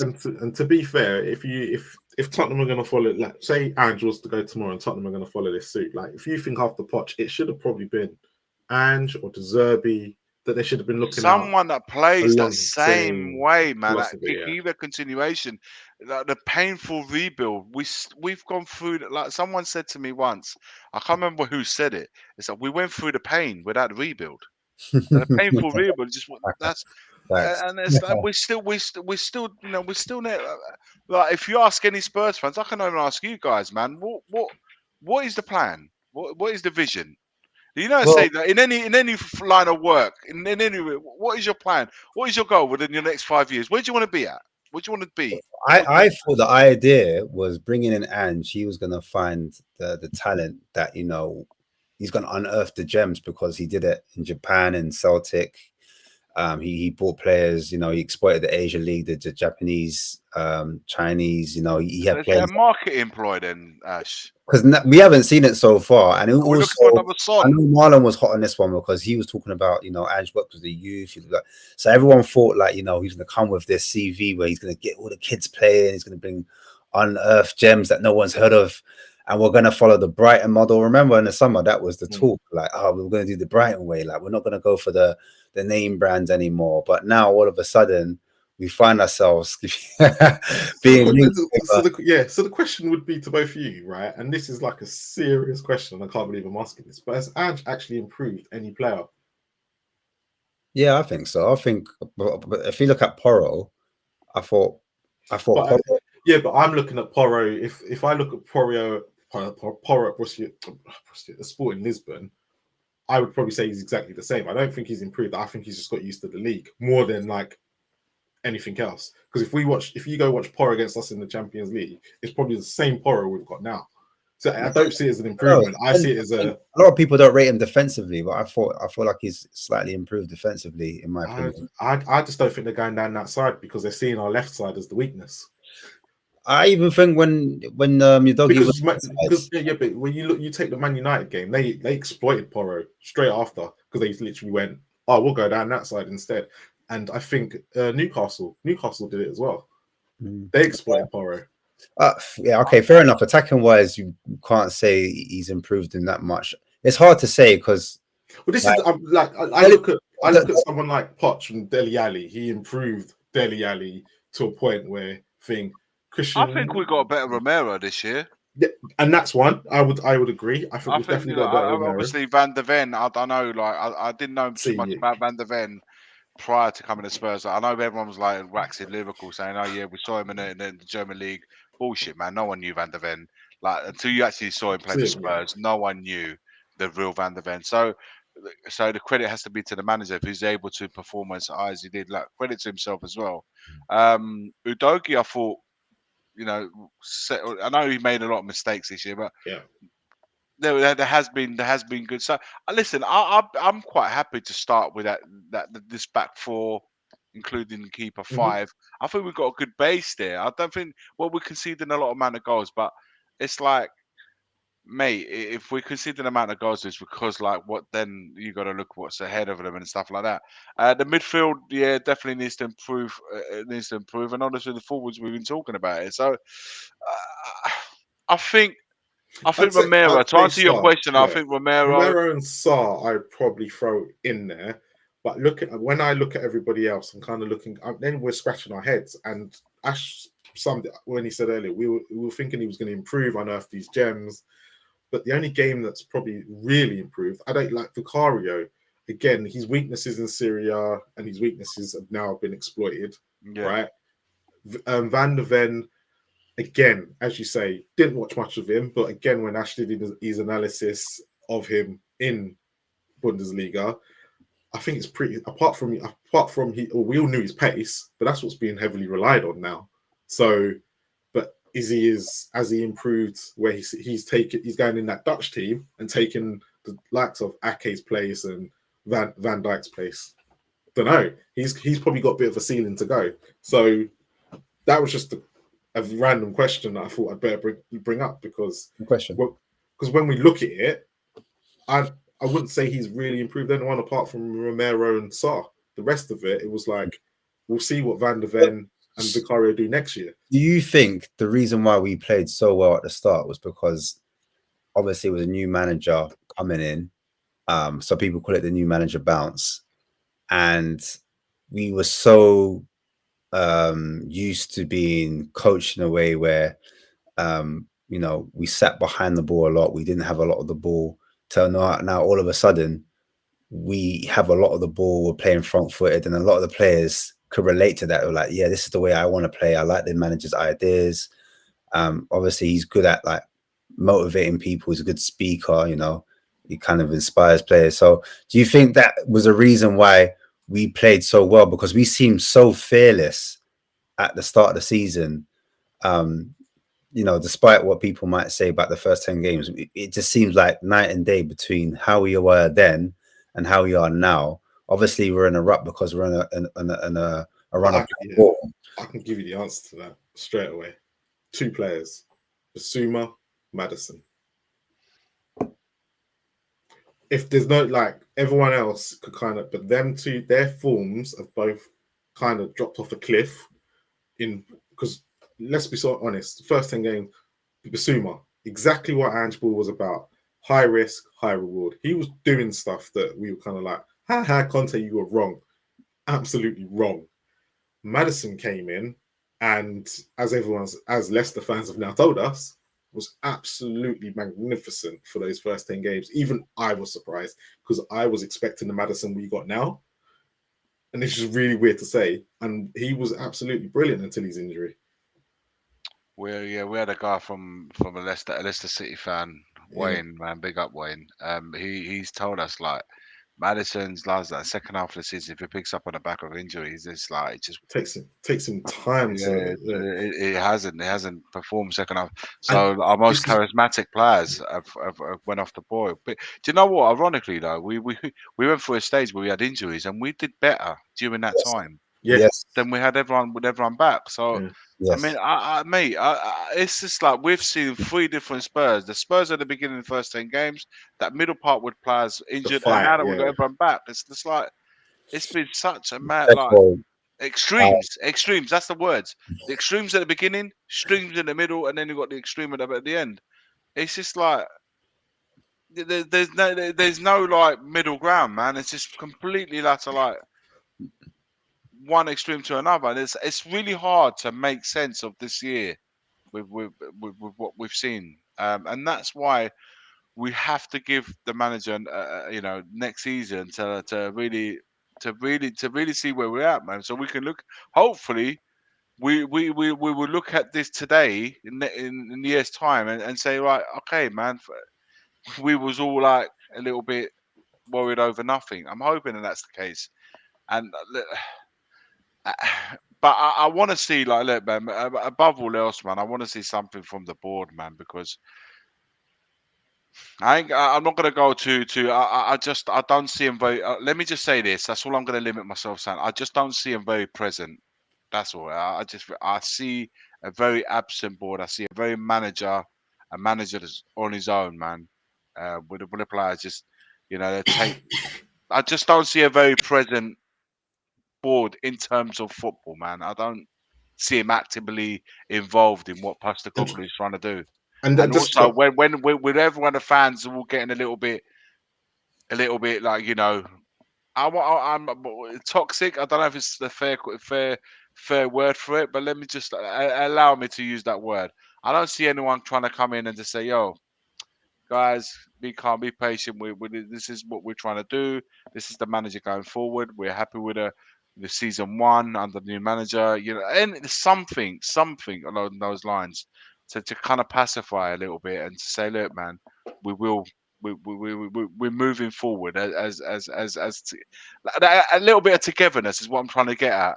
I'm not seeing any of that. So, but that's always been the case at Spurs, not just with this manager. So my question to both of you would be, right, and I did ask you this off camera as well, but if there's a lot of comparisons to Klopp and Arteta's first season, Arsenal and Liverpool. But my question would be to Spurs fans would be, why are we comparing it to two clubs that spend money when we should be actually comparing it to clubs like, let's be honest, Ten Hag, who had, let's be honest, a great first season. Even though Man United fans hated him, had a great first season. Seeing what the summer was like, and they've had a massive drop-off. Like, other projects have failed because if you don't back your manager in the sense of, and when I say back your manager, you have to go and find the profile of players that he wants, right? So why are we always comparing it to Arteta and Klopp when Spurs as a club don't act that way? We've never seen Spurs act that way. Why are we not comparing it to other clubs that have not, act similar to us? With you think Manchester United spent like 80 mil on Anthony and stuff? Or am I wrong on that one? And Casemiro plays like that. 50 odd million on Arna. Yeah, I don't think we would do that. I don't know. I mean, but then there you go. There's another. This is what I'm saying. But this is what I'm saying. Like, they've spent that money, which we won't. But that's a failed project. Why are we always comparing it to two projects that have passed, right? And they've spent money in the right areas. But actually, when you look at our recruitment and the way we do things, we're very similar to Man United. We have a lot more flops and a lot more dead wood to get rid of than probably. Well, no, man. Paratici so far, I'd say a lot of his recruitment hasn't been that bad. Do you know what I mean? I wouldn't say Paratici, no, but then we're still living off players that we bought 4 or 5 years ago. Mate, we got Ndombele coming back, regular. All these boys are coming back. Yeah, they've got a big job on their hands. And I said it to you guys off stage. I said, like, everyone's anticipating a massive clear out, but how easy is that clear out going to be? Are we actually going to generate the money in time to kind of facilitate the players that we want in? Will we get rid of all the players? Do you know what I'm saying? We probably won't get rid of Dembele. Let's put that one out of it straight away. Will we get suitors for all these clubs? And also, will the players want to go to some of the clubs that have been offered? Like, I know Højbjerg's chest is high because we tried to offer him to Fulham. He was like, I ain't going to Fulham. I'm better than that, bro. Are you crazy? So at the same time, we got to kind of think, raw, we need to hope that these players bite at the clubs that we offer them. You know what I'm saying? We're trying to sell them to, and hopefully they take the bait. But some players are going to dig their heels in. No, man. Remember Danny Rose? Hey, what's AC Milan saying? Hey, PSG, if they call me yet, yeah? Watford, yeah. Hey, he said, yo, no, hey, big man, Wolford's calling for you, bro. No, I don't want that. So, like, I don't know, innit? Like, are we gonna tear up contracts? Is what I'm asking. I don't know, and they're gonna want some. We're tearing up. You know what? Yeah, this is a great question. Someone put earlier. Richie B, how would we define backing? Depends what you want to achieve. What does he want? If you're aiming for top 4, so to have a title push. It's subjective. You're laughing. The fact that you're laughing as you're saying that he wants a title. You're laughing at it because you know he ain't getting that. That's why you're laughing. He said he wants a title push. He wants that, but you're laughing because you know he ain't getting that. We all know he's not getting that. I think personally, we'll get at least one marquee signing. Yeah, that the fan base will go mad, like, I can't believe we pulled it off. Big up Chan, you know, every time. Big up Chan, yeah. Love all the time. Love. Yeah, man. I reckon they do the one cheeky, like everyone gets gas, like, you know, like last time we won the transfer window. Hey. I'm hoping we lose the transfer window, so then we might actually do well. We're gonna get a player that's kind of like that nobody wants or kind of doesn't rate or unknown. We're like, oh, bro, what have we done that for? And then we're gonna get one cheap, like a mixed bag. We're not gonna get like a full house where 3 quality players or 4 quality players. I've changed my mind on something, right? And I can't believe. And I was thinking about this the other day, right? But it does fall on Ange, right? If he wants Werner, yeah. We ain't signing Werner, man. I heard we ain't signing him. Oh, what's the contrast? If we were to sign Werner, fans want him, so we, know. I am willing to. I don't want him, but I'm willing. I'm willing, to be behind the signing, right? Right. And the reason why I'm saying I'm willing to be behind the signing because no, because of that. If Ange thinks this is the profile he wants, he's got to live and die by his decisions. All right. And if that's the decision that he made to go, yes, I want Werner. If it all goes wrong later on down the line, don't be complaining. Like, we can't sit there and complain at Levy, right? If he's gone and given you your Werner that you wanted. Does that make some sort of sense? Yeah, I 100% agree with that. Because I was saying, do we trust Ange's talent ID? If we're looking at so far, Werner's come in. Some people say he was offered to him, he didn't want him, but he said anyone that comes through that door is my signing. Mm-hmm. So supposing he did, let's play devil's. Let's just play. Let's just put it out there. Like, yeah, boom, he wanted Werner. Like, yeah, I want Werner.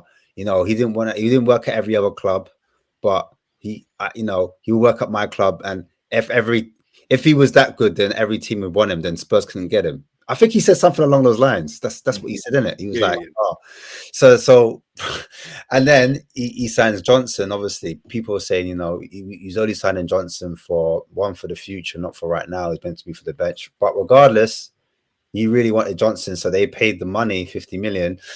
Then you've got Gallagher coming in. Fan base is split on that one. If he doesn't do good, comes in the system, but he doesn't improve us, He could be the Mason Mount of Spurs, and that's why I'm comparing us to Man United. I know Man United have signed Højlund and people made some great points, actually, because you do kind of forget their big money signings, but Again, this is where I'm kind of in that white seat, and they're bringing up all these people, and Chelsea as well. They're failed projects in some sense. Not Chelsea yet, because they've just the first year on the potch. But why we? That's why I'm always asking that question. Why are we comparing it to those two? What about the failed ones? Yeah. No, you're right. You're right. Absolutely right. I don't know, man. It's a mind staggering, man, because I just can't. You know what? I just can't. In my mind, when I think of when I think of Spurs, man, it's like they are everything that I would hate to see how a club is run. I'm not. Do you know what I mean? It's like I get all what's happening with the hotels. I get all of that stuff, but in football terms, man, I just don't identify myself in this team and in the way they want to go forward, because I have no clarity of what it is that they set out season after season. What is it? Are we just winging it, man? Are we just going through the things like as soon as there's a first sign of trouble and the fans turn they. Then the hierarchy's like, they pull the trigger on them. I'm like, that's not how you operate, man. That's not how you work. This is what I'm saying. Like, we if we have to go through this painful rebuild, like, well, let's go through it, man. Do you know what I mean? Don't just like at the first sign change it and go completely the opposite way, and then change it, get a new manager, and you go another way. I don't like it. I don't like any of it. So I just want to see if Postecoglou is the man to move forward with it. Show some. Say, do you know what? Back who you've hired, and say, look, Postecoglou is the way forward, man. We really believe in this manager, and we're going to do everything we can that for him to succeed means that we succeed as a team, and we'll provide him with all the players that we within our remit can give him. I can accept that.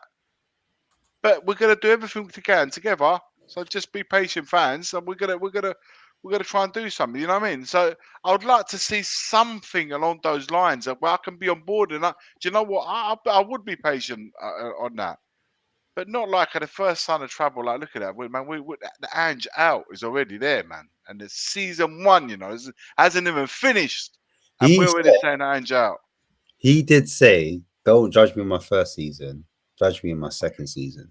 That's what he said. That was. But I would say this about Ange: he needs to relax, in the sense of just bring those words down a little bit, like challenging for the league and. But we was challenging for the league at the start of the season. We were. Yeah, but all I'm saying is like just you need to early ejaculation. The saying it goes, know your crowd, know your crowd. You know what I mean? Know your crowd. I honestly think he was sick and tired, like Conte, of this whole top 4 thing. I remember like when we played Aston Villa and West Ham, and we were playing well, and fans were happy, and he came out and he was like, "No, I'm not happy with this. We lost. This can't be it. We can't be happy playing well, but we're losing. This is not a circus. It's not entertainment." So, like, you know what? He's saying it with chest. He's gonna live by the sword, die by the sword. And at least he's saying right now loud, look, I want a challenge. So hopefully we pattern up and we get those type of signings. Otherwise, he could say, yeah, I want top 4. Yeah, I want to push for Champions League. That's what I want to get. You know what I mean? Might be a little trophy run. Yeah, I'm saying, yeah, like, be a little bit. And then the board are like, yeah, all right, we'll get you some top 5, top 6 players. You know what I mean? And that's where I'm ambitious. I want to change the mentality of the fans. It's a hard ask because we can't see it right now. We've lost 4 in a trot. When I first looked at this fixture, that little April spat, I said, nah, the league have done man over. They're taking the piss. Them man there, they've done man dirty. Because I'm thinking, how are we gonna, just before the whole Man City and the Chelsea was moved around, whatnot. 3 games in a week, I still looked at it. Arsenal, Chelsea, Liverpool. I said, I suppose we're in the top 4 race. This is why I always thought Villa would beat us the top 4, yeah. I said, suppose we're in the top 4 race now and we got to fire out with someone. We're going to collapse at this stage. I know when the pressure's on, Spurs don't turn up. I know this for a fact. I've seen it many seasons in a row. So I said, no, this ain't gonna go down well. But here we are now. 4 games down, no win, and we're having a meltdown. You know what I'm saying? I expected this. I'm not gonna lie. I did have a bit of optimism. But isn't the meltdown not? Is the meltdown is more due to if we were playing like if you take Performance yeah, based. I really because if you take the first 10 games and then you take the Villa, the West Hams, and the games after that, and we were still theoretically we were still playing well. We just Wolves was a dot, and so was Brighton. But actually, if you look at the games up until Christmas, actually the football wasn't that bad to watch, right? Even with those losses. No, I agree. Then what happened since Manchester United, since we drew 2-2, the football's just gone downhill. Even the games we're winning. Like you take, we were in February, March, we were saying 10-minute FC or second half FC. I can't believe that all these players' forms has dropped off all at the same time. I'll even include Son in this. Do you know what I'm saying? Because Son's my guy, but his form has like, other than his goals. But his was always going to be down to the Asia Cup. Yeah, I hear that. But like Asia Cup was when we came back in February, no? We've played the league, but that's a big teams on 50. We got teams on 50 odd games, and we're still enough. Have we even reached 40 a week, bro? No, so we're going to be playing the minimum amount of games in a season that can be played. But this is the worry for next season because we're going to have more. Yeah, we ain't ready for Champions League, man. We ain't ready for Champions League. Are we ready for Europa League? This is the other issue. But you know what Ben Davies said? He said, bro, for the whole time I've been at this club, I've hardly played once a week. I'm so used to playing twice a week. I'm not used to just sitting down and doing nothing. I'm so used to catching splinters anyway. He's the wrong person to say it, but do you understand what I mean? Like, He always knew if he weren't playing at the weekend, he'd have a game midweek that he'd probably be bought in for. Exactly. Or you've got a game where you can turn it this was my argument last year, though. This was my argument last year when everyone said, it'd be good to be out of Europe for a year, and this, that, and the other. And I was like, well, wouldn't you use the Europa League games to actually get used to the style and get you whoever was going to come in, especially when Andrew's coming in, wouldn't you get used to the style and everything because you can use it extra games in the week to kind of get where you try and get to the style you want to get to more quickly. But everyone was like, no, scratch it up, start again.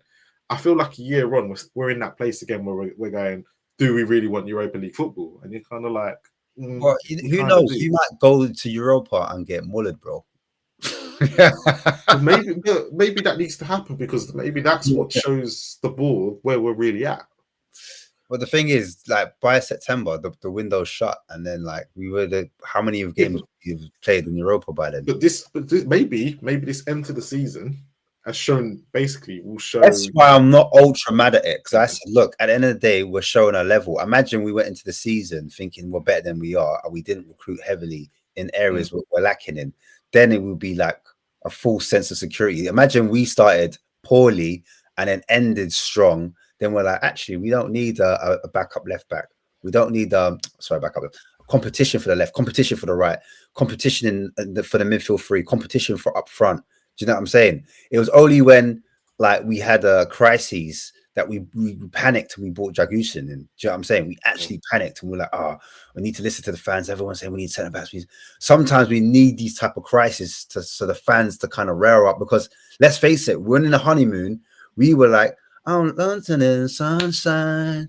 You know what I'm saying? Like it was happy days. It was one of them ones. Like we weren't looking at no players coming in. So actually it did us a bit of a benefit by having some stinkers, having poor performances, players down tooling. You know what I'm saying? Because now if we bring players in, then maybe Sarr has to sit on the bench, Basuma has to sit on the bench, Maddis has the whole bench, Bentancur has the whole bench, and then we get players that can play that role, you know what I'm saying, and they're becoming the first team. So that's my hope. Whether it happens, I don't know. I'm just saying. I look at it of a half glass full, but what can I say, man? I don't know. But the question I wanted to ask as well for the chat, because I said it backstage, but I said if you had only one option, you can only bring in one winger, yeah. You had Elise and you had Eze. Who are you bringing in? I'm going to leave that to Iggy as the last question of the night. The thing is, Elise's on the right and Eze's on the left, isn't it? Yeah. What do we need more? I might have to say Eze, you know. Do you know what? The thing is, right? I know that people are saying he plays he's more the left-sided, but actually, when you look at Glasner's system, Eze is very central, and he was very central under Hodgson when he was playing really well before his injury the first time. And I think he's better. Like, I'm willing to take that him and Maddison, if they were to sign Eze, that him and Maddison could interchange, because Maddison can play on the left if he needed to. Yeah, so I think that's what we're going for, because remember last week, and we looked at the two players, the two defensive players. One was from Feyenoord, and the other player was from Bologna. Xerxes. Yeah. So, no, it wasn't Xerxes up front. It was Goodmanson. No, not Goodmanson. It was he's from Genoa. It was I forget his name. The centre back, left-sided centre back for Bologna. Michael mentioned it in the chat earlier. The guy beginning with C. So yeah, basically he can play left-sided centre back, and he can play left back, and he's played left midfield before. Yeah, this guy, he's come on. Calafiori. Yeah. So he plays like the modern day centre backs, where they grab the ball from the back and they drive up the pitch with it. They literally, but he can play anywhere on that left hand side. So I think with Eze again, he can play multiple positions, and I think that's what you see with Man City. With Man City, you've got Nathan Ake, who can play left back, left-sided centre back, can invert. Rico Lewis, right back, can invert. Carl Walker, centre back, can play right back. Stones can play centre back, can play midfield. So then, when you need to rotate players, it's not such a headache issue in keeping players happy. You can move players in and out from different positions. We've also got Guardiola, who they bought. He's a left back, can play centre back, or he's a centre back but playing left back. Do you know what I'm saying? But he's technical. Do you understand? All these players are technical. Even Akanji's playing centre back. He inverts. He plays in the midfield. Do you know what I'm saying? So the other player from Feyenoord, I can't pronounce his name. Goretzka, I think his name's. Anyway, the Gucciaria from Feyenoord.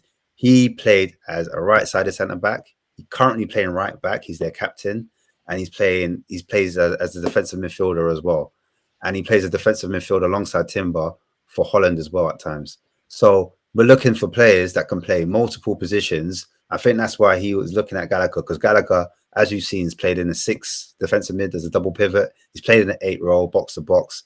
And recently you've seen him in a 10 alongside when Palmer pulls out wide, he goes in the 10 position and he presses aggressively and he's up and down the pitch. So I think what Ange is trying to get is just total football, you know, like the Ajax way, where players, they move into a position, they become that player. That makes sense. So that's what I reckon with an Eze, you're gonna get. Whether Ange rates Eze, who knows? Like, if like Ange will say, like, let's go for him, let me pull out all the stops for him and I'll get him. That's the question to be seen. But when I looked at his defensive stats, Eze, it's not bad. I thought he'll be, you know, I didn't think he'd be that good defensively, but when I checked out his defensive stats, they're really good.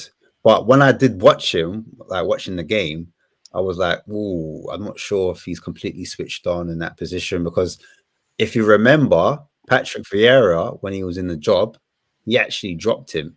And I think the reason why he dropped him was for the defensive attributes. So I don't know if Roy Hodgson came back in, had a word and was like, listen, I'm going to play you, but I'm going to need you to defend as well.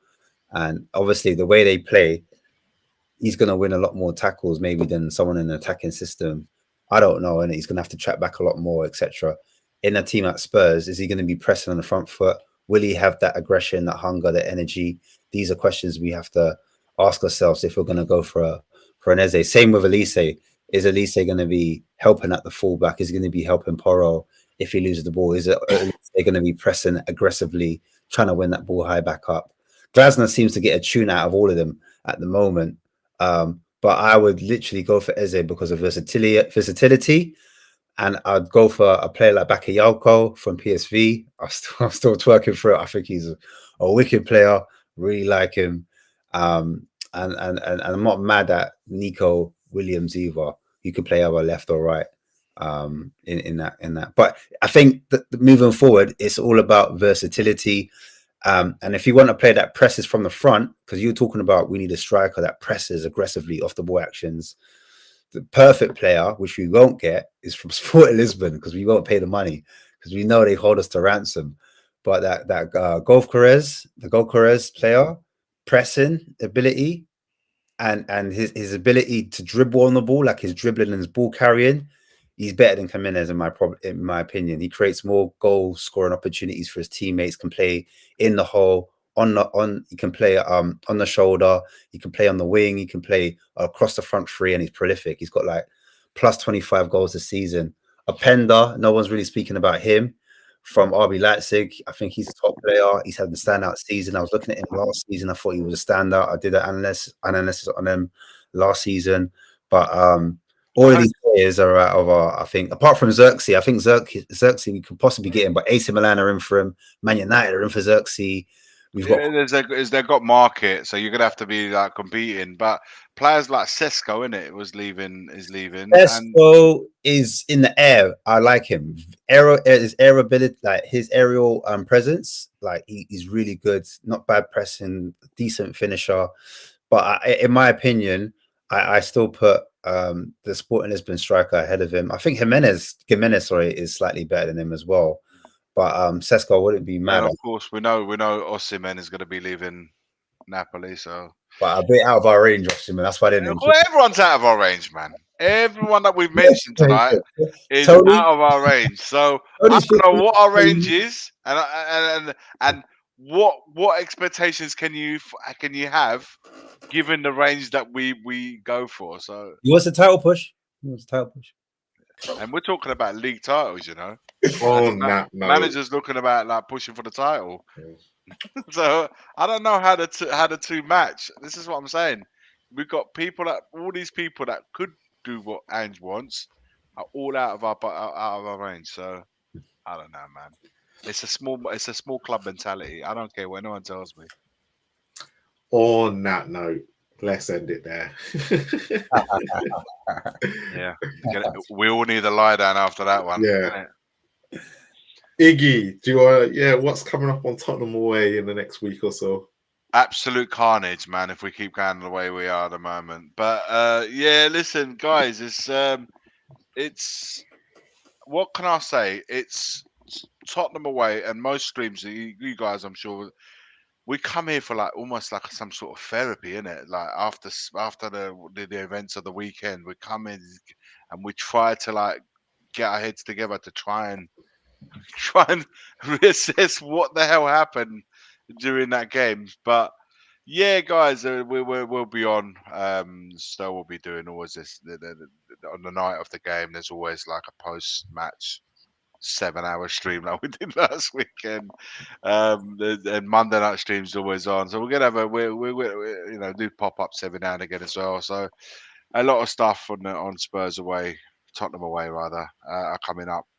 So keep an eye out for it, man. Just make sure you activate the notification bell so every time we go live, man, you'll be the first to know. So, but yeah, I really enjoyed coming on, man. I enjoy having a chat with you guys, man. I'm just when you think like all the things that we need and the aim and everyone's out of our reach. We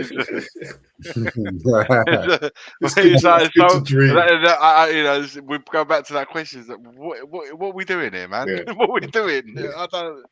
And that's the problem with Spurs. And anyone that's a Spurs fan should know that that's pretty much it's a guessing game, man. It's a guessing game for you watching us doing this, and it's a guess. It's a guess for us doing. We were involved in and around the football team, trying to work out what the hell we're doing. But yeah, man. That aside, the football aside, man, it's always a pleasure coming on here and spending some time with you guys, man. Pleasure, Iggy. Pleasure as always. Thanks to everyone in the chat tonight, and everyone who came over from Hotspur Hood as well. really, really good conversations going on in the chat. It was actually Yeah. quite good to see. And mutual as well, mutual. But yeah, Ash, what's coming up for the rest of the week?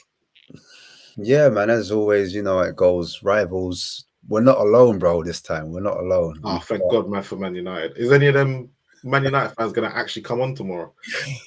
I've got one. He said he might. He's on holiday, but he said he might just get the Where's hotel. Uncle Yon, man? Where's Uncle Yon? Boy, I've got a search party out for him. To be fair, because he was still backing it. He was still backing it to the end. He didn't want to let go, and then the fourth one in, and he was like, so yeah. I bet Goksa comes on tomorrow now, innit? Because he beat Spurs. He's trying to say, well, you know, you never know. You never know. We'll see. There's a lot going on right now. But yeah, guys, catch that show on tomorrow. But yeah, guys, thanks for coming in the chat as well. Appreciate you guys. Love for the love each and every time. But please do remember to like, share, and subscribe to the channel.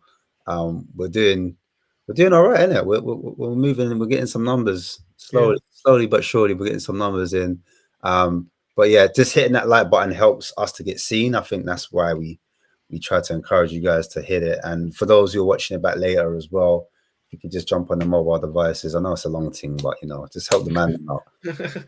And anyone who is watching it back, any questions we've asked tonight, please leave in the comments because I love reading them. I love reading the comments after the show, and I interact with every single one we get.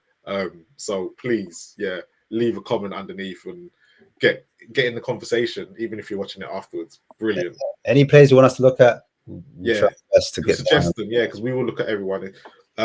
Obviously, we've got one more show after this, which will be the week after Sheffield United, because we've got Man City next Tuesday, so we won't be doing a show next Tuesday.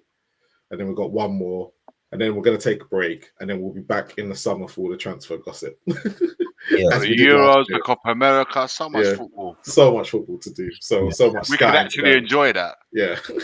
Well, depends on your supporting, Iggy. Also, look out for the talent that's going to be out on the window, man. So it's going to be, ones that we can hope to see at Spurs, maybe. Yeah, I was going to say, look out for a channel called The Pitch, guys. Look out for that as well. Yeah, look out for that in the next coming weeks. And also, Deji Spurs has joined the ranks of Spurs Kings TV. Another face, another shows. He's got shows coming up, and they very last minute to when he's actually going to go live. So if you hit the notification bell on this channel, you'll see when he's going live as well. So just a different perspective on Spurs if you want to see it. They've got one, we've got another, but obviously it is what it is. But no, it's all good, and we hope you enjoy his content as well, because it's slightly different to what we do. Yeah. And on that note, guys, man, in Andrew Trust. Still, I'm on you Spurs.